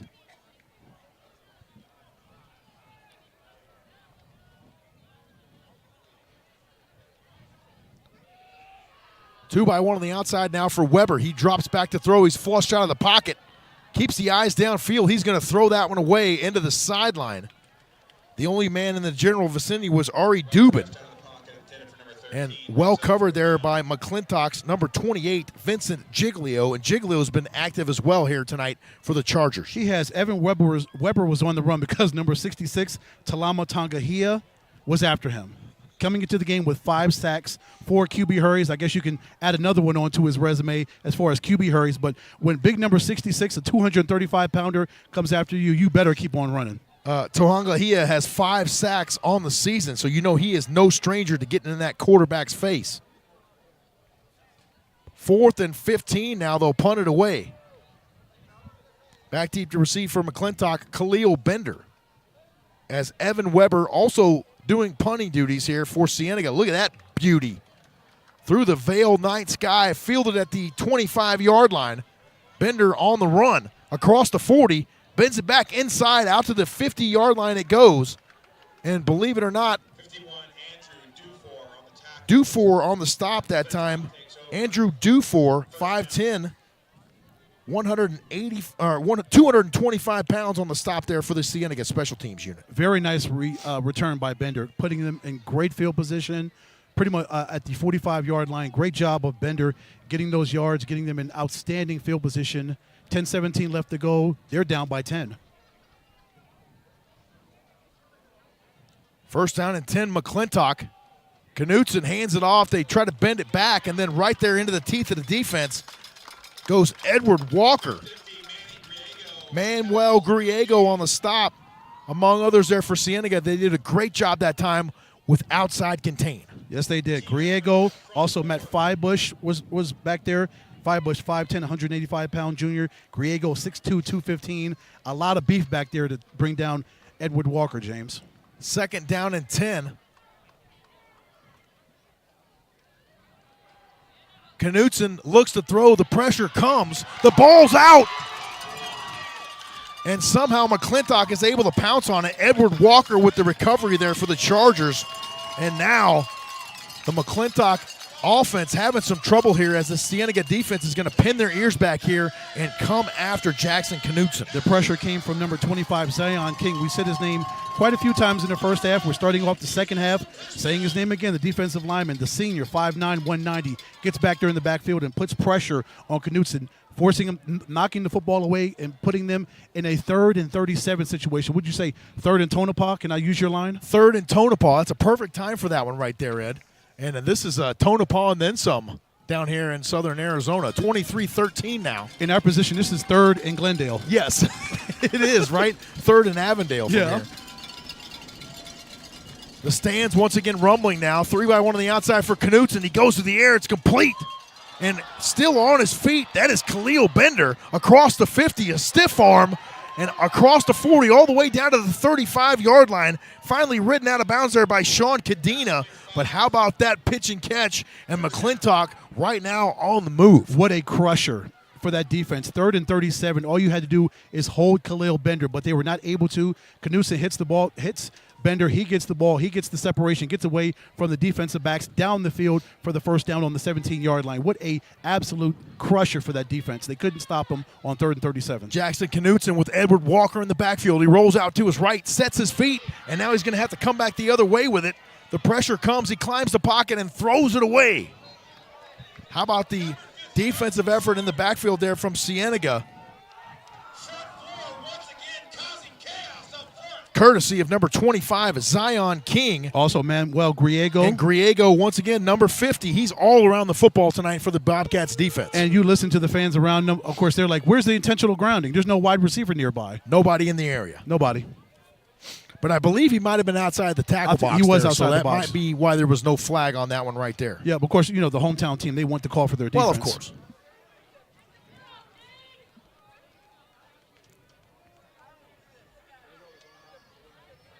Second and 10 here. Knutson looks to throw, climbs the pocket, swings it out into the flat. It's barely complete. Pass complete. Fibush on the tackle. Fibush on the stop that time for Cienega. 3rd down and 7, it appears here, after the 3-yard gain. More pressure again by Zion King on the edges. Him, Travion Moore, number 8, the other linebacker, collapsing that offensive line around the edges, forcing Knutson to step up in the middle, step up in the pocket where there is hardly less pressure to try to make a completion. 3rd and 7. Knutson looks downfield. The pressure comes. He throws. The ball's tipped and falls incomplete. He was trying to find a Khalil Bender, and it was well covered that time by LaDainian Moore for Cienega. After giving up that 3rd and 37, James, the defense is really locked in, really got back to that pressure, which has got them a lot of success, only giving up 13 points to this point. So it looks like McClintock is going to keep the offense on the field here.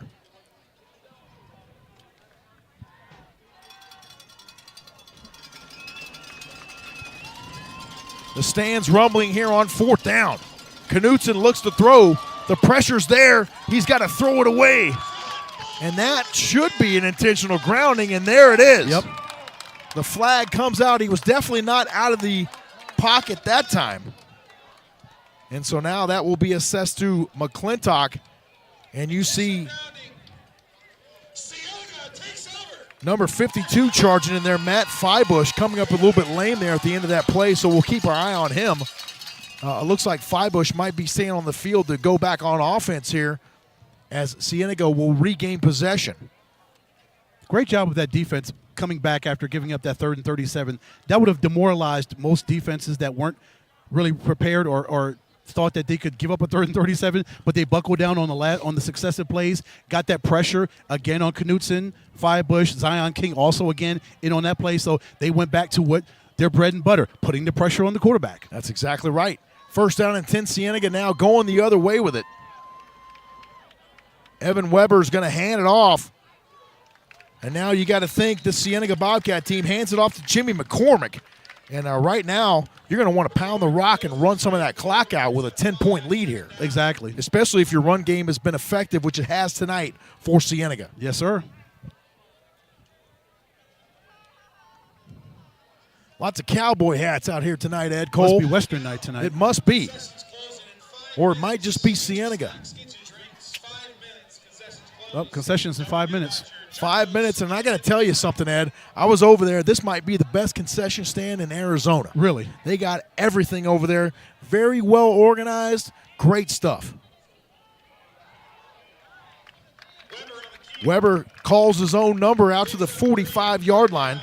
A gain of 3 on the play. Stopped by Joe Flores and a couple other McClintock Chargers closing in on that play right there. As you mentioned, 6:40 to go, 10-point lead. Clock continues to run. 3rd and 2 for Cienega. They convert. They keep the chains moving, and they will also keep that clock moving.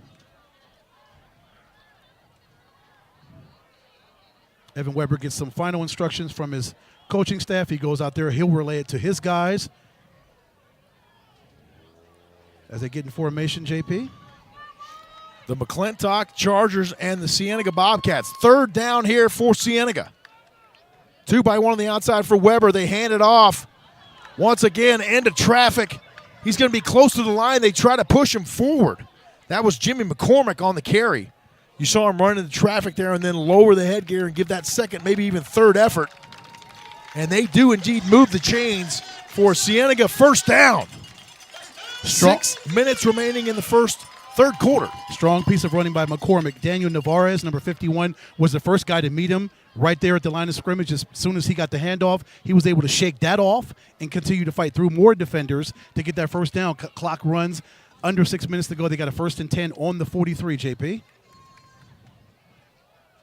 Weber now breaks the huddle. 2 receivers to the near side, 1 to the top. They're going to toss it. And that is stuffed in the backfield almost immediately there by Alex Bryce after the handoff from Jimmy McCormick. And once again, Alex Bryce making his presence known here in this third quarter. Again, coming off that left side of the offensive line. He gets right through there, knifes through there, pops, gets that initial contact. His other guys come up there to play cleanup man.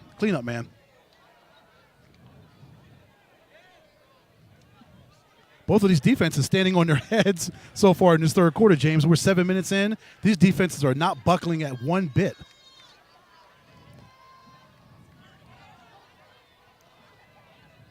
What are they doing, running track? Are they skipping? What are they doing? I'm not sure exactly what they're doing here. I think they're getting back in formation. Evan Weber's going to go to the air here. The ball falls incomplete.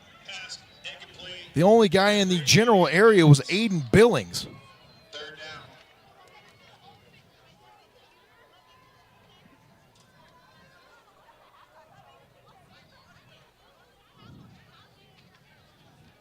As the cheer squad getting ready and doing some formations here for the crowd, giving some entertainment here as we go along. There you hear the cheers from the fans. 3rd and long upcoming here for Cienega. Can they convert is the question, Ed.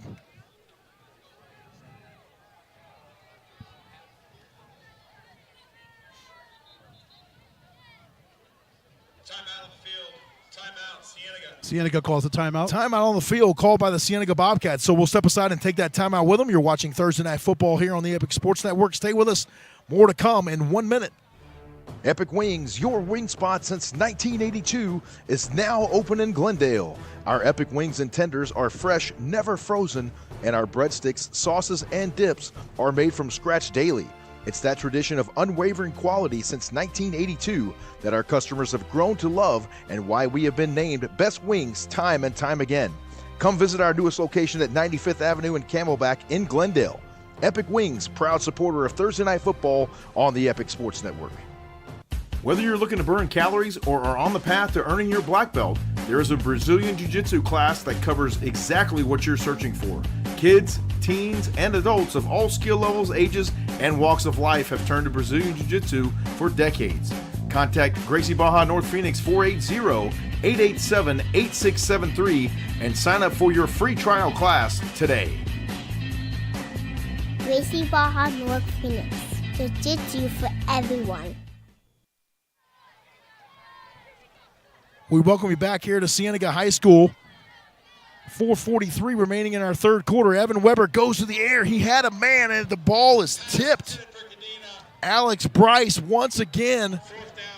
And this young man, number 9, has really become a force out there on defense for McClintock. Yes, sir. Coming into this game, he was number 2 on the team in tackles with 35, 2 TFLs. In the proper positioning as Weber was looking for number 6, Sean Cadena. Bryce played that underneath route, saw where he was going, able to get it up there, knock the football away. Great positioning by Alex Bryce on the football field to knock it away, forcing a 4th and punting situation. 4th and 17 here.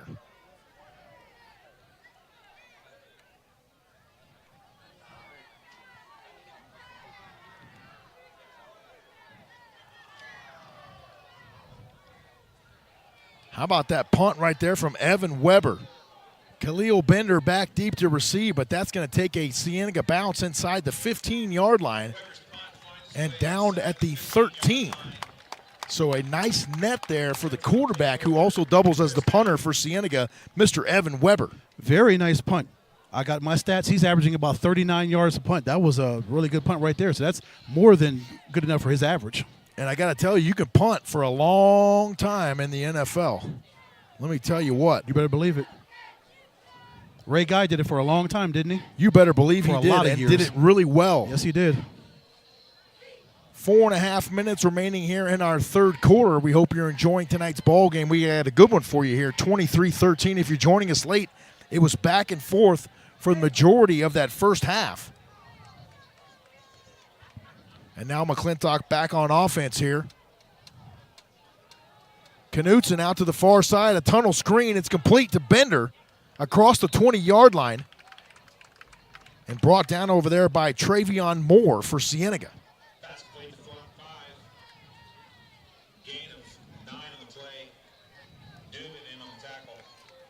ridiculous, man. Second and short here for McClintock. Yeah, Ari Dubin is ridiculous on defense, isn't he? I know. 2x2 on the outside. He's really good. Dubin has been on so many plays here tonight. That one intended for Scroggins. The ball is too tall. Coverage there provided by Manny Morales.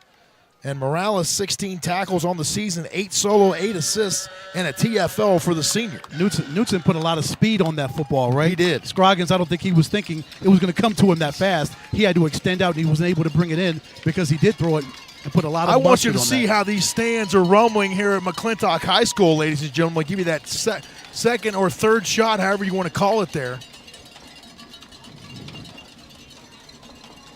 McClintock hands it off, and it's up the gut for a first down, Chargers. 17 on the carry, picks up the first down. Number 17 on the tote, Edward Walker. He was getting the majority of the carries for McClintock in the first half, and now he's starting to fire it up here in half number 2. To the air they go, and that one is caught. He caught that football. You better believe it. Khalil Bender with an absolutely circus catch along the near sideline. Oh, my goodness. Bender was covered by number 13, Ari Dubin. Also, Sean Cadena was in the area, but a perfect throw. Knutson just laid it up there in the night sky, in the Vail night sky. It came down. Bender was right there. Fantastic catch by number 5. And you love to see Knutson going back to that well right there and finally having it pay off. Knutson calling his own number off right guard and right tackle. He keeps his legs churning. Still on his feet across the 40-yard line, finally ridden down there by LaDanian Moore. See, that's where that 6'3", 200-pound frame comes in for a quarterback, where you can take that kind of a mauling from the defensive line and still stay on your feet and then still get yards after that. Yeah, you see where I went? You see where I went there? Keep charging. Yes, keep charging. Yeah, I see what you charging did there. for the Chargers. Yeah, I see what you did there. Yeah. Second down and 5 here. McClintock on the march here, off to Khalil Bender one more time on a tunnel screen. He runs over a defender at the 25. And he is finally brought down there by Sean Cadena, but not before Khalil Bender lowering the shoulder pads there a little bit from the wide receiver position. Everybody will look at Bender and say, that's a fantastic play that he made. But again, I look at the wide receivers. I look at Padilla and Walker out there blocking, allowing him to get those lanes and those holes, those seams to get those yards. You got it, Ed. Rolling out to the right, Knutson goes to the air, and the ball is tipped. Cadena in coverage there, Peter Schopp. If he had an extra half an inch, he'd be in the end zone with that football right now. And if Cadena had an extra half inch, he'd be going the other way. He'd be going the other way. Wow. Just one of those 50-50 balls we always talk about between wide receivers and DBs, right? What a game here tonight, Ed. Both these teams really leaving it all out on the football field. I love it. These kids are going for, they're going for broke, JP. They are. You got to, right? Let me tell you what, these 4 years of high school football go by real fast. 2x2 on the outside now for Jackson Knutson. He's going to hand it off. Up the middle it goes. Edward Walker once again on the call, the sophomore, and you're going to love to see Edward Walker for 2 more years here for the Chargers and Coach Fell. Yes, sir. You better believe it. Noah Rollins, also Michael Sanchez up there, left tackle and left guard respectively, getting in there, making things happen from the offensive line standpoint. I love that blocking, allowing Walker to get that yardage. Third down here for Knutson and the Chargers. Split backs. He looks to throw. Fires is complete to Khalil Bender at the 10. And he is dropped right there by Cienega's Ari Dubin. So let me tell you, if McClintock puts it in right here, Ed, we got ourselves a whale of a fourth quarter coming up for you. You better believe it, sir. Oh, my goodness. It's a really good drive for them so far. They are having their way on this drive right here. 2x1 on the outside now for Knutson. Edward Walker, the lone setback, flanked to his right. Now he'll go to the right, complete out in the flat, down to the 5-yard line. Johnny Padilla on the reception.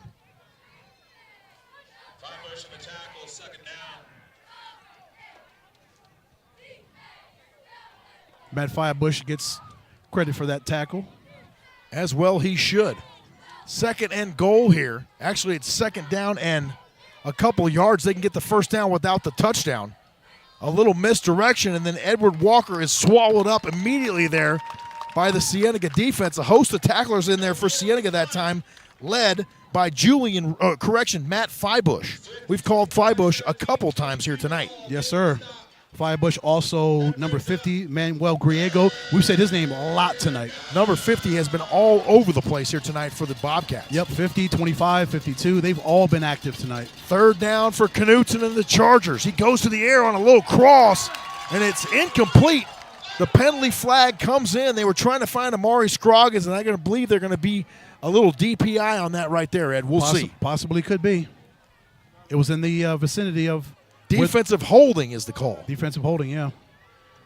Same difference, at least in high school football.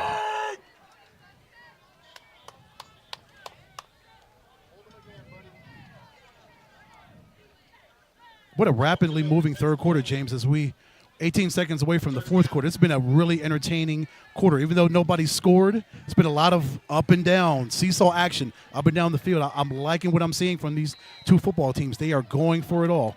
They are leaving it all on the grass here tonight, or on the turf, I should say, here at Cienega. Third down now as Knutson goes under center.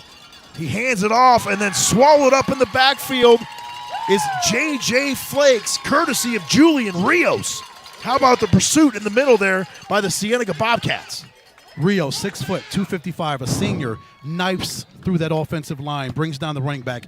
Great power by number 55 to make that tackle. You saw him get off that block, get skinny, and then get right in the backfield immediately right there. Exactly what you want to see. That is the end of our third quarter. The Cienega Bobcats 23 and the visiting McClintock Chargers 13. One more quarter to go here in regulation anyway from Cienega High School in Vail. Stay with us. Thursday Night Football coming up next here on the Epic Sports Network. Epic Wings, your wing spot since 1982, is now open in Glendale. Our Epic Wings and tenders are fresh, never frozen, and our breadsticks, sauces, and dips are made from scratch daily. It's that tradition of unwavering quality since 1982 that our customers have grown to love, and why we have been named Best Wings time and time again. Come visit our newest location at 95th Avenue and Camelback in Glendale. Epic Wings, proud supporter of Thursday Night Football on the Epic Sports Network. Whether you're looking to burn calories or are on the path to earning your black belt, there is a Brazilian Jiu-Jitsu class that covers exactly what you're searching for. Kids, teens, and adults of all skill levels, ages, and walks of life have turned to Brazilian Jiu-Jitsu for decades.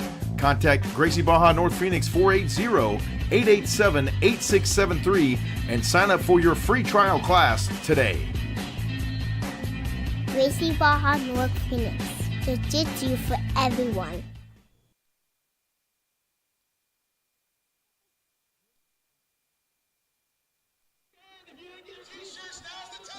We welcome you back here on the Epic Sports Network to Vail, Arizona. The fourth quarter about to commence here. The Bobcats with a 23-13 lead as Cienega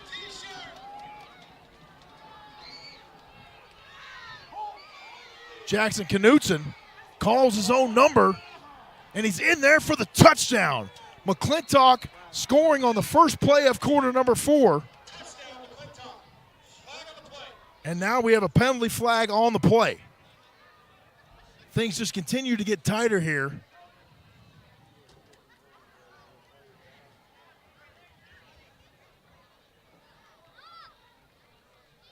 We'll wait for the official word from our officiating crew. After the touchdown, sportsmanlike conduct, offense. So the touchdown will stand. We'll go ahead and add those 6 for McClintock here as we await the PAT. A much-needed touchdown for Knutson. I'll kind of vamp for a little bit while you get the graphics This together. one not over yet, Ed. No, it's my goodness. It's far from it. It's now a 4-point game with the extra point. It could potentially be a 3-point game. Great drive there by McClintock to take it down. Of course, switch directions with the changing of the quarter, but Knutson took it off right guard, right tackle. His guys blocked. Knutson found the seams, got some turf, got in the end zone. Great run by Knutson to get his guys a little bit closer. coming into the game tonight. Jackson Knutson, 21 carries for 141 yards and 1 rushing touchdown, so that would be his second scamper of the season.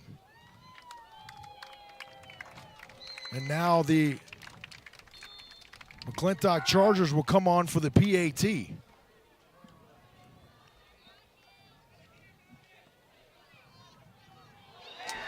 And it's blocked. So it'll remain a 4-point game here, a 4-point lead anyway for the Cienega Bobcats, and that could prove to be pivotal here as we go down the stretch. You know what they say about those missed extra points, Ed? Yes. They can come back to haunt you. They can in a terrible way. Yes. 23-19 here, folks. Oh, my goodness. We hope you're enjoying this one as much as we're enjoying bringing it to you here on the Epic Sports Network. Apologies for the down and distance. I can only produce and call the game and try to keep the play clock as close to accurate as possible, so you'll have to forgive me tonight.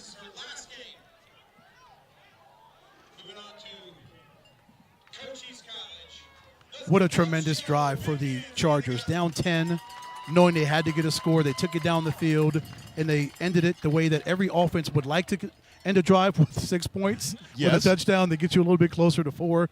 So instead of 10, it's 4. It's a 4-point lead for the hometown Bobcats. 7 seconds inside quarter number 4. McClintock puts it into the end zone. Ari Dubin back to receive for the Cienega Bobcats. And Ed, don't forget, we're going to have to name that Burrito Express player of the game here in the next 11:53. That's going to be a tough one. A little nubber there fielded by Cienega at the 35. Returned by Ethan Billings. And so not bad field position here to start this drive for quarterback Evan Weber. Right. So now that the Chargers offense has done their part, they've driven down, gotten them within 4. Now the Chargers defense has to step up and get some stops on Cienega and force a turnover situation, whether it's by a punt or a turnover itself. But the Chargers defense now has to step up because their offense did it. 11:46 remaining here in the fourth. First down and 10 for the Bobcats and Evan Weber. They hand it off. Slicing through the defense, sidestepping is Jimmy McCormick. All the way out near midfield he goes, brought down there by Corey Lahotka. Nice piece of power running there by McCormick. And once again, yeah, if you're Cienega right here, you want to just keep pounding that rock. Yep, and like you said, take time off the clock. Yes. Time has to be your biggest friend right now if you're Cienega. And for Cienega, McClintock would have to be having the clock as its worst enemy. So now McClintock has to have a touchdown. They cannot tie the football game with a field goal. Bootleg now for Evan Weber. Out to his right he goes. Tries to set the feet. A little touch pass. Complete near the 40-yard line. And at number 17, James Kendria on the reception. Kendrina. Got it. I wonder if he got shook up on that play. Somebody's down over there, JP. So we have an injury timeout on the play. So we'll step aside and take that timeout with them. You're watching Thursday Night Football right here on the Epic Sports Network. Stay with us. We will return to Vail, Arizona in 30 seconds. With 6 Valley locations, Burrito Express is your place to go for the best burrito in town. This is Burrito Express. Burrito Express has been your local burrito joint since 1995, but hey, don't just take our word for it. Ask the mayor of Arizona high school football himself. Chicken Burrito Supreme, that is my go-to. Can't go wrong with Burrito Express. Burrito Express, a proud supporter of Thursday Night Football right here on the Epic Sports Network. I love Sky Zone because it's the most fun. I love Sky Zone because it is the greatest workout. I can jump off the walls and fly with my friends. Most fun. It gets my heart rate pumping. It tones all my muscles. You can burn 1,000 calories an hour. Most fun. Greatest workout. Most fun. Greatest workout. Most fun. Greatest workout. Jump into fun and fitness at Sky Zone, the original indoor trampoline park. At Precision Air and Plumbing, we understand that we're all using our homes in ways we never have before. And we are dedicated to making sure that your air conditioning and plumbing are working at peak efficiency no matter what you're doing. When you make the precision decision, you can trust that we're going to hold ourselves to a higher standard and above all, operate with integrity. We're going to protect your comfort with the longest, most comprehensive warranties available, guaranteed. Give us a chance to earn your business. Visit us today at precisionairandplumbing.com. Folks, welcome back. 10:59 left to go. Hometown Cienega Bobcats up 4 on McClintock, 23-19. McClintock driving, though. No, Cienega, I'm sorry. Cienega's got the ball. Weber now goes to the air. He's got a receiver. It's intercepted at the 15-yard line. Still on his feet on the far side for the Chargers. Across the 30, near the 35-yard line.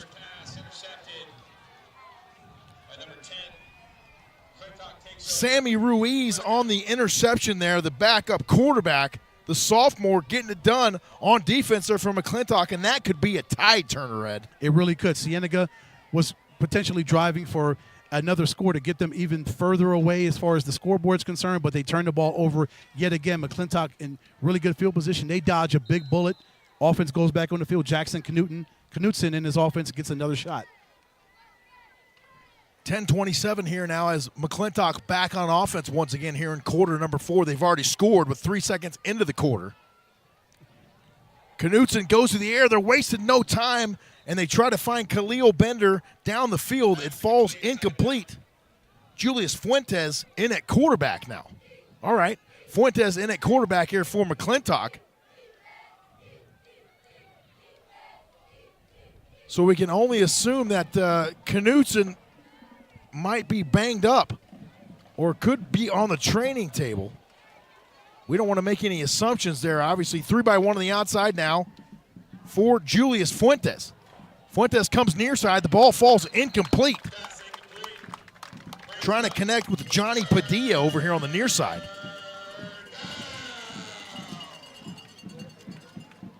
Big time third down upcoming here. I'm trying to scan the sidelines for McClintock to see where Knutson could be. Perhaps he is injured. We don't want to speculate, but we just don't know right now. I don't see him over there either right now. Him, no. Fuentes looks to throw. He sets the feet, goes to the air. He's got a receiver, but it's too tall for Amari Scroggins. The ball falls incomplete, and that'll bring up a 4th down for McClintock. So what will they do here? Trailing by 4. Do you go for it or do you punt and live to play some defense? I think you might want to punt it right here, Ed. I don't want to turn the football over to Cienega in my own territory. Me neither. Especially with them being on top. Yep. As you can see, Shop sitting back there waiting to do his duties as a punter. He's ready to kick it off. Ari Dubin back to receive for Cienega. A high end-over-end kick, a beautiful punt. Nice punt. Look at that bounce. Stopped there by Dubin at the 15. He's going to scoop it up and then get dropped immediately by Ben Kundi. Or correction, that is number 9, Alex Bryce for McClintock. Once again, we're calling Bryce's name. Great punt by Shop. The hang time. Unbelievable. That's what it is. It's the hang time, James, allowing your guys to get down there. And once it gets down, Dubin can't really handle it. He kind of knocks the ball away, allowing guys to get even closer to him. And then he gets that high end-over-end kick, which takes that McClintock bounce about 15 yards in the positive direction for the Chargers. Nice punt right there indeed. Man. Easier said than done, fielding a football that's bounding its way toward you. Anyone that's never tried to punt a football, go out there and try it after the football game tonight. Grab a football and go outside and try to punt that thing down the street. And try to catch see one. how easy it is. And see if you can catch one bouncing at you. The toss now for Cienega out on the edge. And how about the defensive prowess there by Alex Bryce? Once again coming up there in run support and absolutely thwarting the running back, Jimmy McCormick, on the carry that time for the Cienega Bobcats. Loving the physicality by Bryce to get to McCormack. He says, I'm getting around this offensive line. Oh, McCormick's got the ball. I'm coming after you, and I'm bringing you down. It's a great job by Bryce. Individual one-on-one tackle. Clock continues to run. We're under 9.5 minutes to go. The hometown Bobcats still up by 4. All you got to do is win by one, right, Ed? We say it all the time. Yep. You don't need a bunch of style points to win in high school football, college football, or pro football. Nope. You just need to win by one. You got to finish with one more point than the other team when that clock hits triple zeros.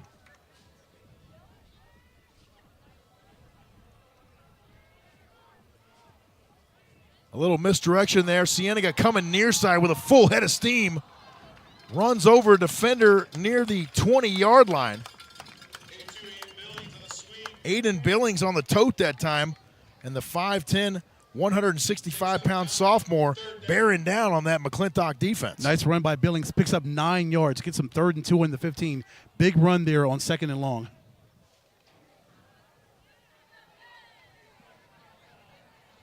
That brings up 3rd down and 2. Clock winds with 8.5 minutes remaining here in the 4th.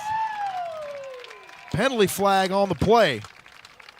Offsides assessed to McClintock.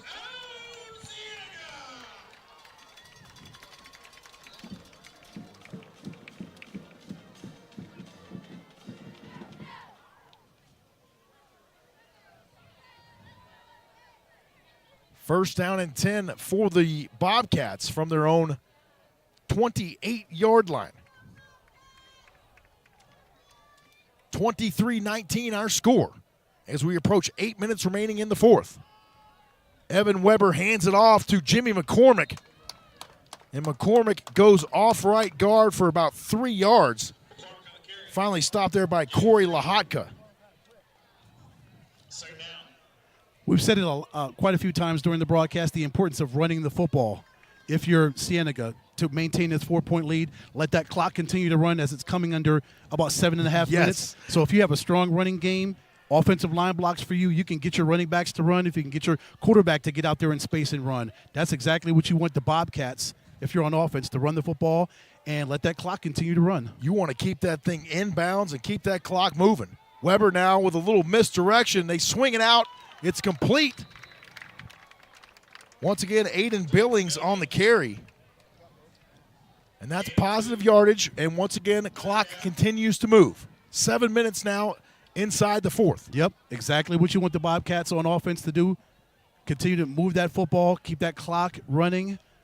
Under 7 minutes to go now. Now, if you're Cienega, you've got to convert right here and get this first down and keep that clock churning. Absolutely. And if you're McClintock, you want to get a stop here. Yes. Force a 4th down situation, possibly a punting situation. We hope you're enjoying tonight's Thursday night football game. We're certainly enjoying bringing it to you.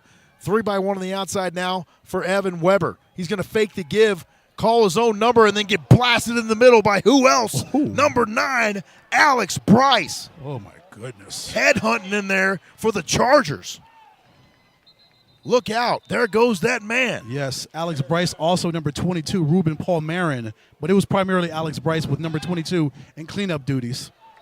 That's one of those plays right there, Ed, being a former Defender player, that you feel like you just ran through a wet paper bag. You hardly even feel anything. You had the leverage. You had the acceleration.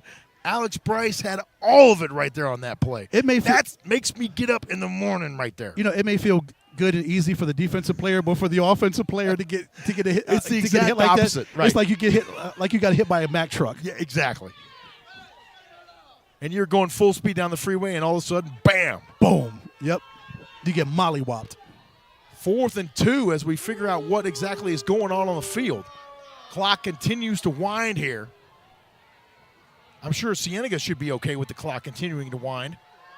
McClintock might not be happy about it, and now we have an official timeout on the field.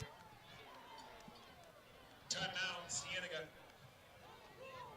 5 minutes and 51 seconds remaining here in the 4th quarter, so we'll step aside and take a brief timeout and return with more 4th quarter action here from Vail, Arizona's Cienega High School here on the Epic Sports Network. With 6 Valley locations, Burrito Express is your place to go for the best burrito in town. This is Burrito Express. Burrito Express has been your local burrito joint since 1995, but hey, don't just take our word for it. Ask the mayor of Arizona High School football himself. Chicken Burrito Supreme, that is my go-to. Can't go wrong with Burrito Express. Burrito Express, a proud supporter of Thursday Night Football right here on the Epic Sports Network.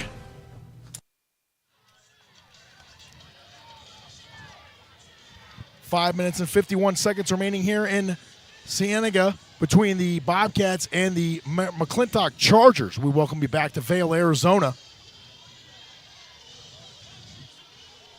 Ed, you mentioned it earlier, we got 2 cheer squads on duty here tonight, the white and the blue team, and they're doing a great job here entertaining the fans inside the stadium. An entertaining ball game, to say the least, here on the football field as we welcome you back to Vail, Arizona. A 4-point game, McClintock trying to keep that clock moving. They'll punt it away here. A high end-over-end kick for what a beautiful punt. Fielded by Khalil Bender. He stays on his feet. He's got room to run. Bender with blockers, and then he's blasted on the far side of the field right about the 47-yard line. Liam Moore on the stop there for Cienega and the special teams unit. 5:37 remaining here in the fourth. Davion Ross had a shot at Bender as soon as he got the football on the kickoff return. No, not happening. Couldn't make it happen. Bender is that elusive. He's that tough to bring down. Yes. He shook that guy off like he was nothing. He did. That wet paper bag you were talking about, I think he fought out of that.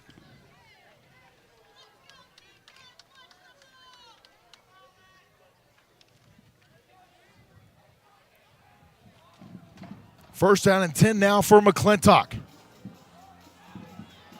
Fuentes hands it off. A little Statue of Liberty play right there. Finally forced out of bounds on the far side of the football field. J.J. Flakes. He was forced out over there by Zion King on defense there. As we take a look at the band here from Cienega High School, all these bands doing a great job throughout the state of Arizona, keeping these fans entertained here. They sound great too, don't they? They really do. They filled up the stands. Every single row is filled up. What a talented bunch of young ladies and young men. Always great stuff there from the bands. Some really outstanding high school bands here in the state of Arizona, and that goes kudos to those band directors who spend a lot of time, maybe even more time than some of these football coaches, on getting these young men and women ready to perform on a Friday or a Thursday night in this case. Ed. Absolutely. I know it's been 15. It's been a lot of years since I played in the marching band, but I remember the work that we had to put in at band camp and practices throughout the week to get ready for home football games and competitions on the road. So yes, I feel everything that they've done to get that band to that point. They put in a lot of work to be that good. They have indeed, and kudos to those ladies and gentlemen for doing a great job here tonight. Part of the entire high school football experience here, the band, the cheer squad, the fans, the hot dogs, the nachos, it's all good. McClintock hands it off to Edward Walker. 17 on the carry. Flybush and Griego on the tackle. Big 2nd and 7 coming up as we're coming up on 5 minutes. Clock continues to run. Not the friend of McClintock. Fuentes gets a snap, looks to his left. Ball's tipped away. That ball tipped and falls incomplete. So that'll bring up a big-time 4th down here for McClintock. And once again, it's decision time for Coach Fell on the offense. For me, it's 4th down territory. I think you're going to have to go here. I'm going for it. I don't think you want to give the McClintock Chargers that football back if you can help it. That's why Fuentes is still out there. I'm going for it. You got to go for it on 4th and 4. You got really good field position. You're down 4, 5:02 left to go. Go for it.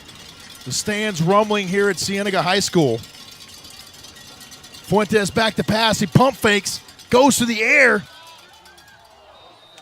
An amazing almost catch over there by Khalil Bender, but it's out of bounds, and that will be a turnover on downs by the McClintock Chargers, and it'll be Cienega Bobcats football going the other way. What an effort by Khalil Bender to extend and do whatever he could physically do to try to catch that ball from Julius Fuentes, but it was a little bit too far out on the sidelines, and he wasn't able to make that catch, forcing the turnover. Cienega takes over, 4:54 to go.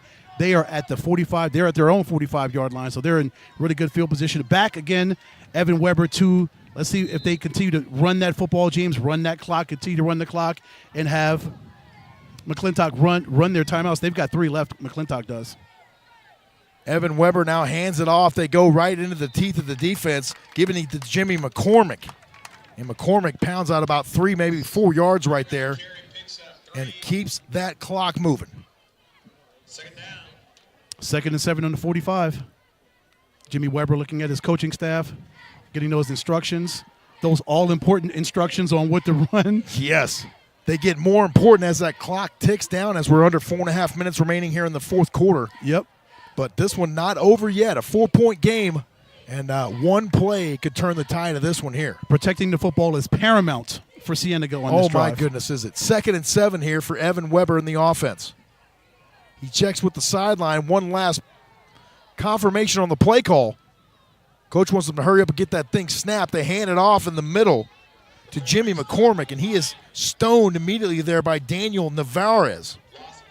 Navarez got through that offensive line in a hurry and made quick work of the running back.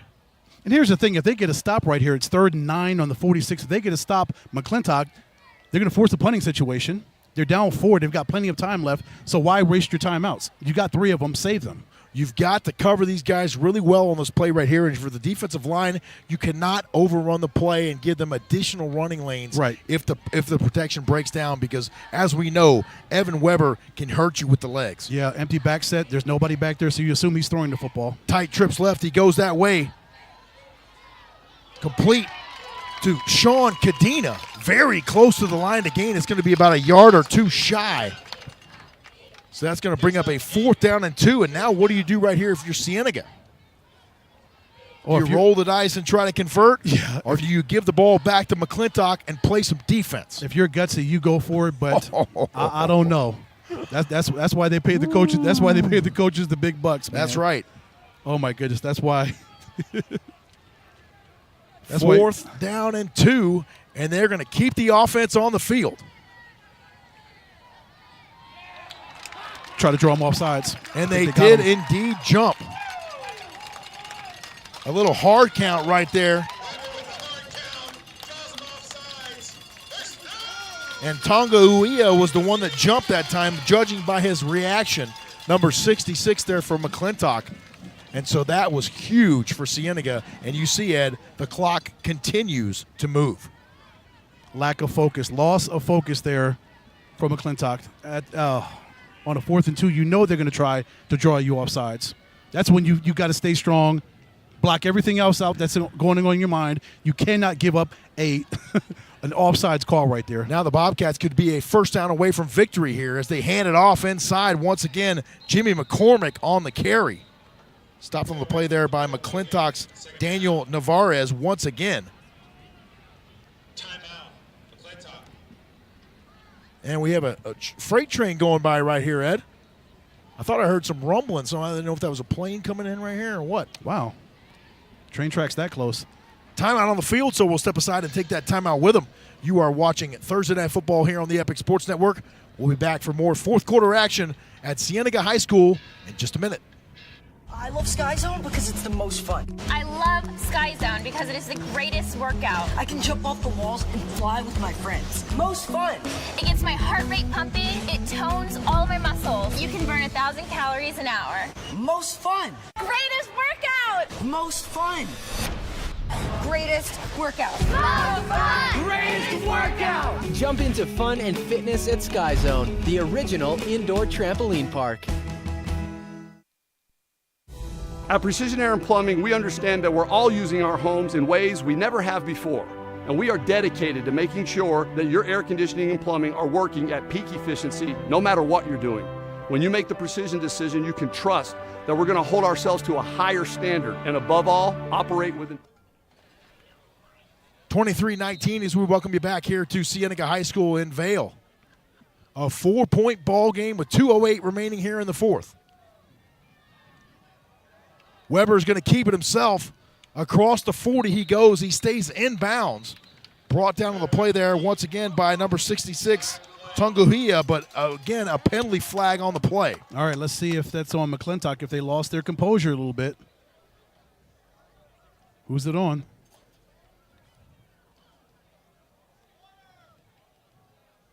Yep, personal foul on McClintock.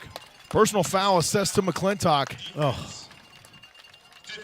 15 free yards. And worse than that, a 1st down. Yep. If you're McClintock. That's another killer mistake on this drive for McClintock.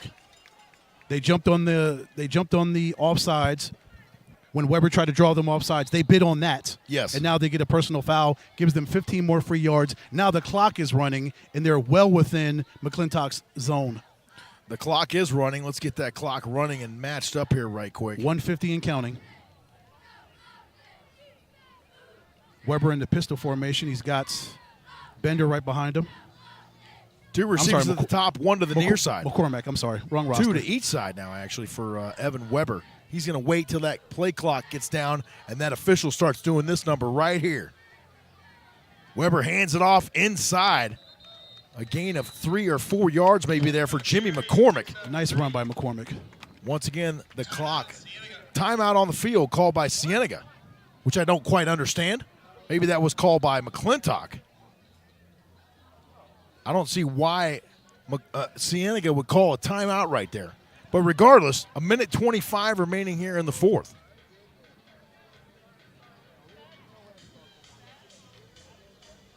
Coach Fell looks like he wants to have a word with the officiating crew.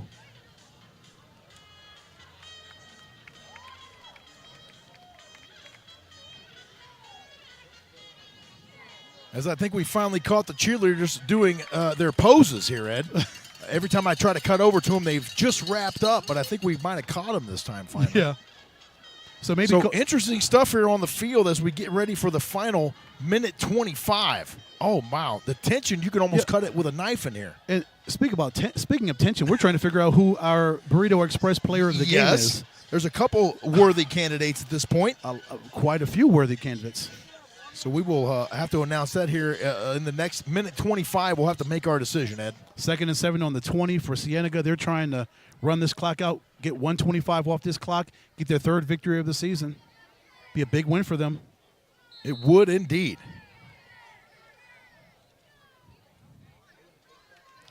Bobcats take the field once again here.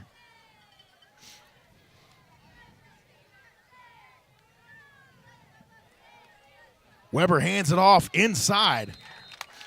Jimmy McCormick one more time on the carry. Clock continues to wind as we approach 1:15.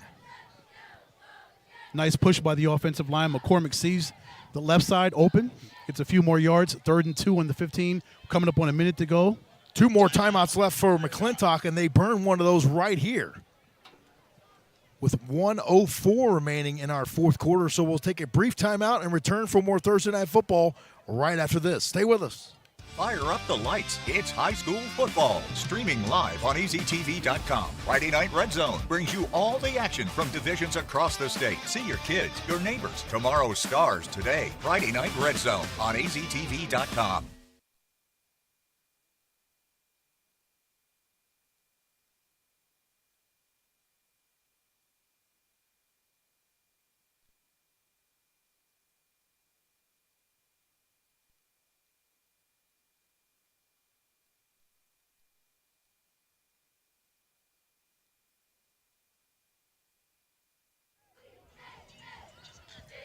CHS, indeed. They lead the McClintock Chargers 23-19, a 4-point ball game here with 1:04 remaining in our fourth quarter as we welcome you back to Cienega High School here in Vail.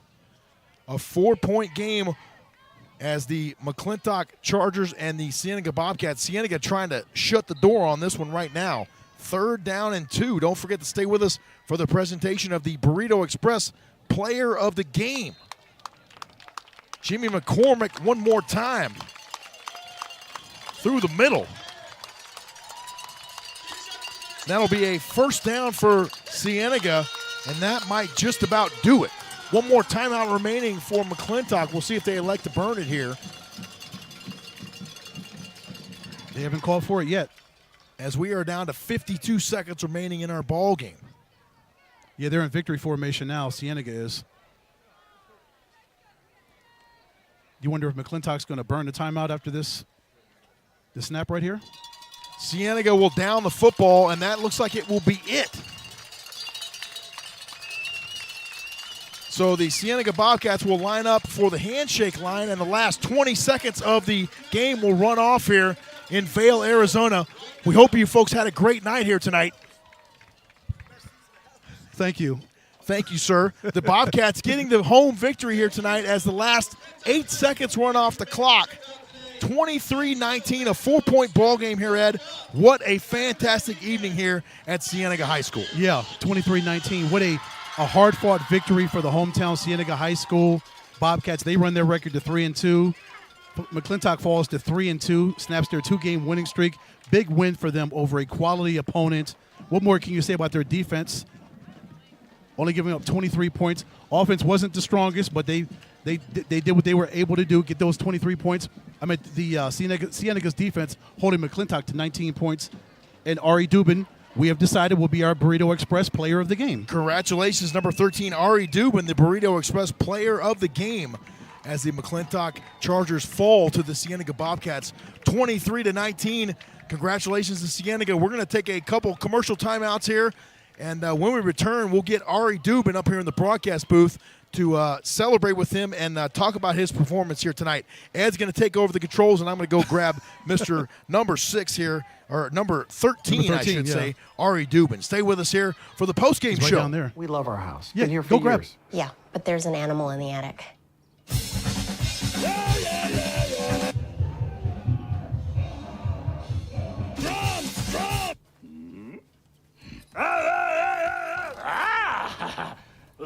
At least GEICO makes bundling our home and car insurance easy. We save a lot.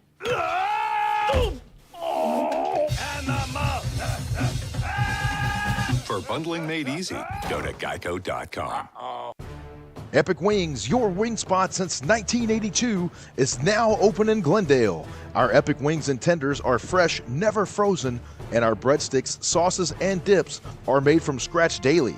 It's that tradition of unwavering quality since 1982 that our customers have grown to love, and why we have been named Best Wings time and time again. Come visit our newest location at 95th Avenue and Camelback in Glendale. Epic Wings, proud supporter of Thursday Night Football on the Epic Sports Network. I'm Marty Smith, and I'm a host and reporter for ESPN. When this opportunity came my way to become a member of Pit Boss Nation, I just started laughing, honestly. I started laughing because I was like, first of all, it fits right in my wheelhouse, but second, it's another way to build community. So I'm ready to crank that thing up. Epic Wings, your wing spot since 1982, is now open in Glendale. Our Epic Wings and tenders are fresh, never frozen, and our breadsticks, sauces, and dips are made from scratch daily. It's that tradition of unwavering quality since 1982 that our customers have grown to love, and why we have been named Best Wings time and time again. Come visit our newest location at 95th Avenue and Camelback in Glendale. Epic Wings, proud supporter of Thursday Night Football on the Epic Sports Network. Whether you're looking to burn calories or are on the path to earning your black belt, there is a Brazilian Jiu-Jitsu class that covers exactly what you're searching for. Kids, teens, and adults of all skill levels, ages, and walks of life have turned to Brazilian Jiu-Jitsu for decades. Contact Gracie Baja North Phoenix 480-887-8673 and sign up for your free trial class today. Gracie Baja North Phoenix. Jiu-Jitsu for everyone. I love Sky Zone because it's the most fun. I love Sky Zone because it is the greatest workout. I can jump off the walls and fly with my friends. Most fun. It gets my heart rate pumping. It tones all my muscles. You can burn 1,000 calories an hour. Most fun. Greatest workout. Most fun. Greatest workout. Most fun. Greatest workout. Jump into fun and fitness at Sky Zone, the original indoor trampoline park. At Precision Air and Plumbing, we understand that we're all using our homes in ways we never have before. And we are dedicated to making sure that your air conditioning and plumbing are working at peak efficiency no matter what you're doing. When you make the precision decision, you can trust that we're going to hold ourselves to a higher standard and above all, operate with integrity. We're going to protect your comfort with the longest, most comprehensive warranties available, guaranteed. Give us a chance to earn your business. Visit us today at precisionairandplumbing.com. With 6 Valley locations, Burrito Express is your place to go for the best burrito in town. This is Burrito Express. Burrito Express has been your local burrito joint since 1995, but hey, don't just take our word for it. Ask the mayor of Arizona high school football himself. Chicken Burrito Supreme, that is my go-to. Can't go wrong with Burrito Express. Burrito Express, a proud supporter of Thursday Night Football right here on the Epic Sports Network. We welcome you back here to Cienega High School in Vail, Arizona. The final score, the Cienega Bobcats getting the 4-point victory in a knockdown, drag-out fight here at Cienega High School between the McClintock Chargers and the Bobcats of Cienega. As we await our Burrito Express player of the game, Mr. Ari Dubin. How about this young man? Yeah, and we just found out from his mother. Well, we'll talk to him about that. We'll save Yes. that. Save the surprise. We'll save for you that folks. for the broadcast. What Yes, a great indeed. tidbit. But what a really good game. Two defenses played really well tonight, as you mentioned. Only 42 points given up between these two football teams. Somebody had to come out victorious. It was a really physical, tight football game in the second half. I think there was only 6 points scored. It was 23-13 coming into the third quarter. So only 6 points in the second half. So give credit and kudos to both of these defenses for playing strong. But Cienega, the home team, got their third victory of the season and against a really good McClintock Chargers football team. And it was my kind of football game, too, Ed. Pretty low scoring and defensive juggernaut. I mean, a lot of hard hits out here. Some great tackles, great catches, some amazing runs. We had a kickoff return for a touchdown. Yeah. I mean, this game had it all.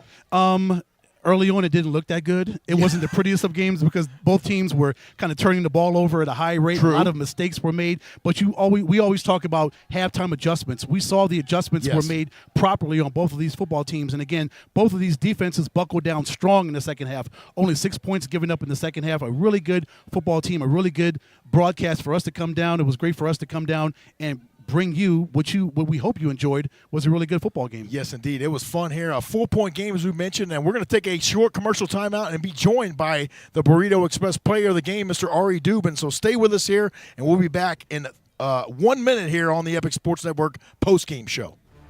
Epic Wings, your wing spot since 1982, is now open in Glendale. Our Epic Wings and tenders are fresh, never frozen, and our breadsticks, sauces, and dips are made from scratch daily. It's that tradition of unwavering quality since 1982 that our customers have grown to love and why we have been named Best Wings time and time again. Come visit our newest location at 95th Avenue and Camelback in Glendale. Epic Wings, proud supporter of Thursday Night Football on the Epic Sports Network.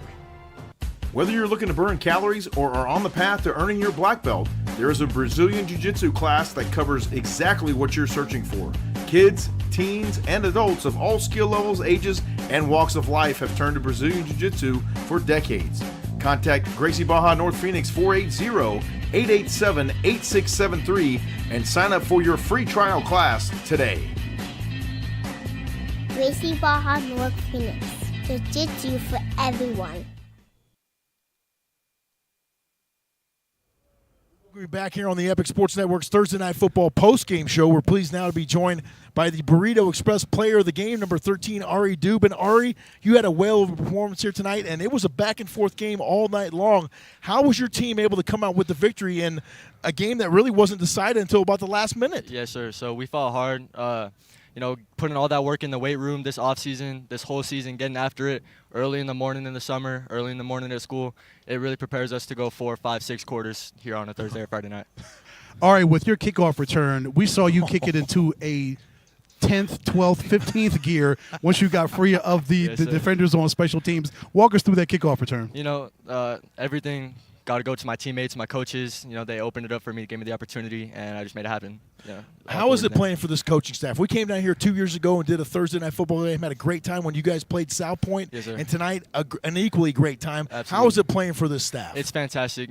They really put their heart and soul into us, and, they never give up on us, all the ups and downs. They're staying consistent with us. We're staying consistent with them, and, it's just trying to get the job done on to the next week.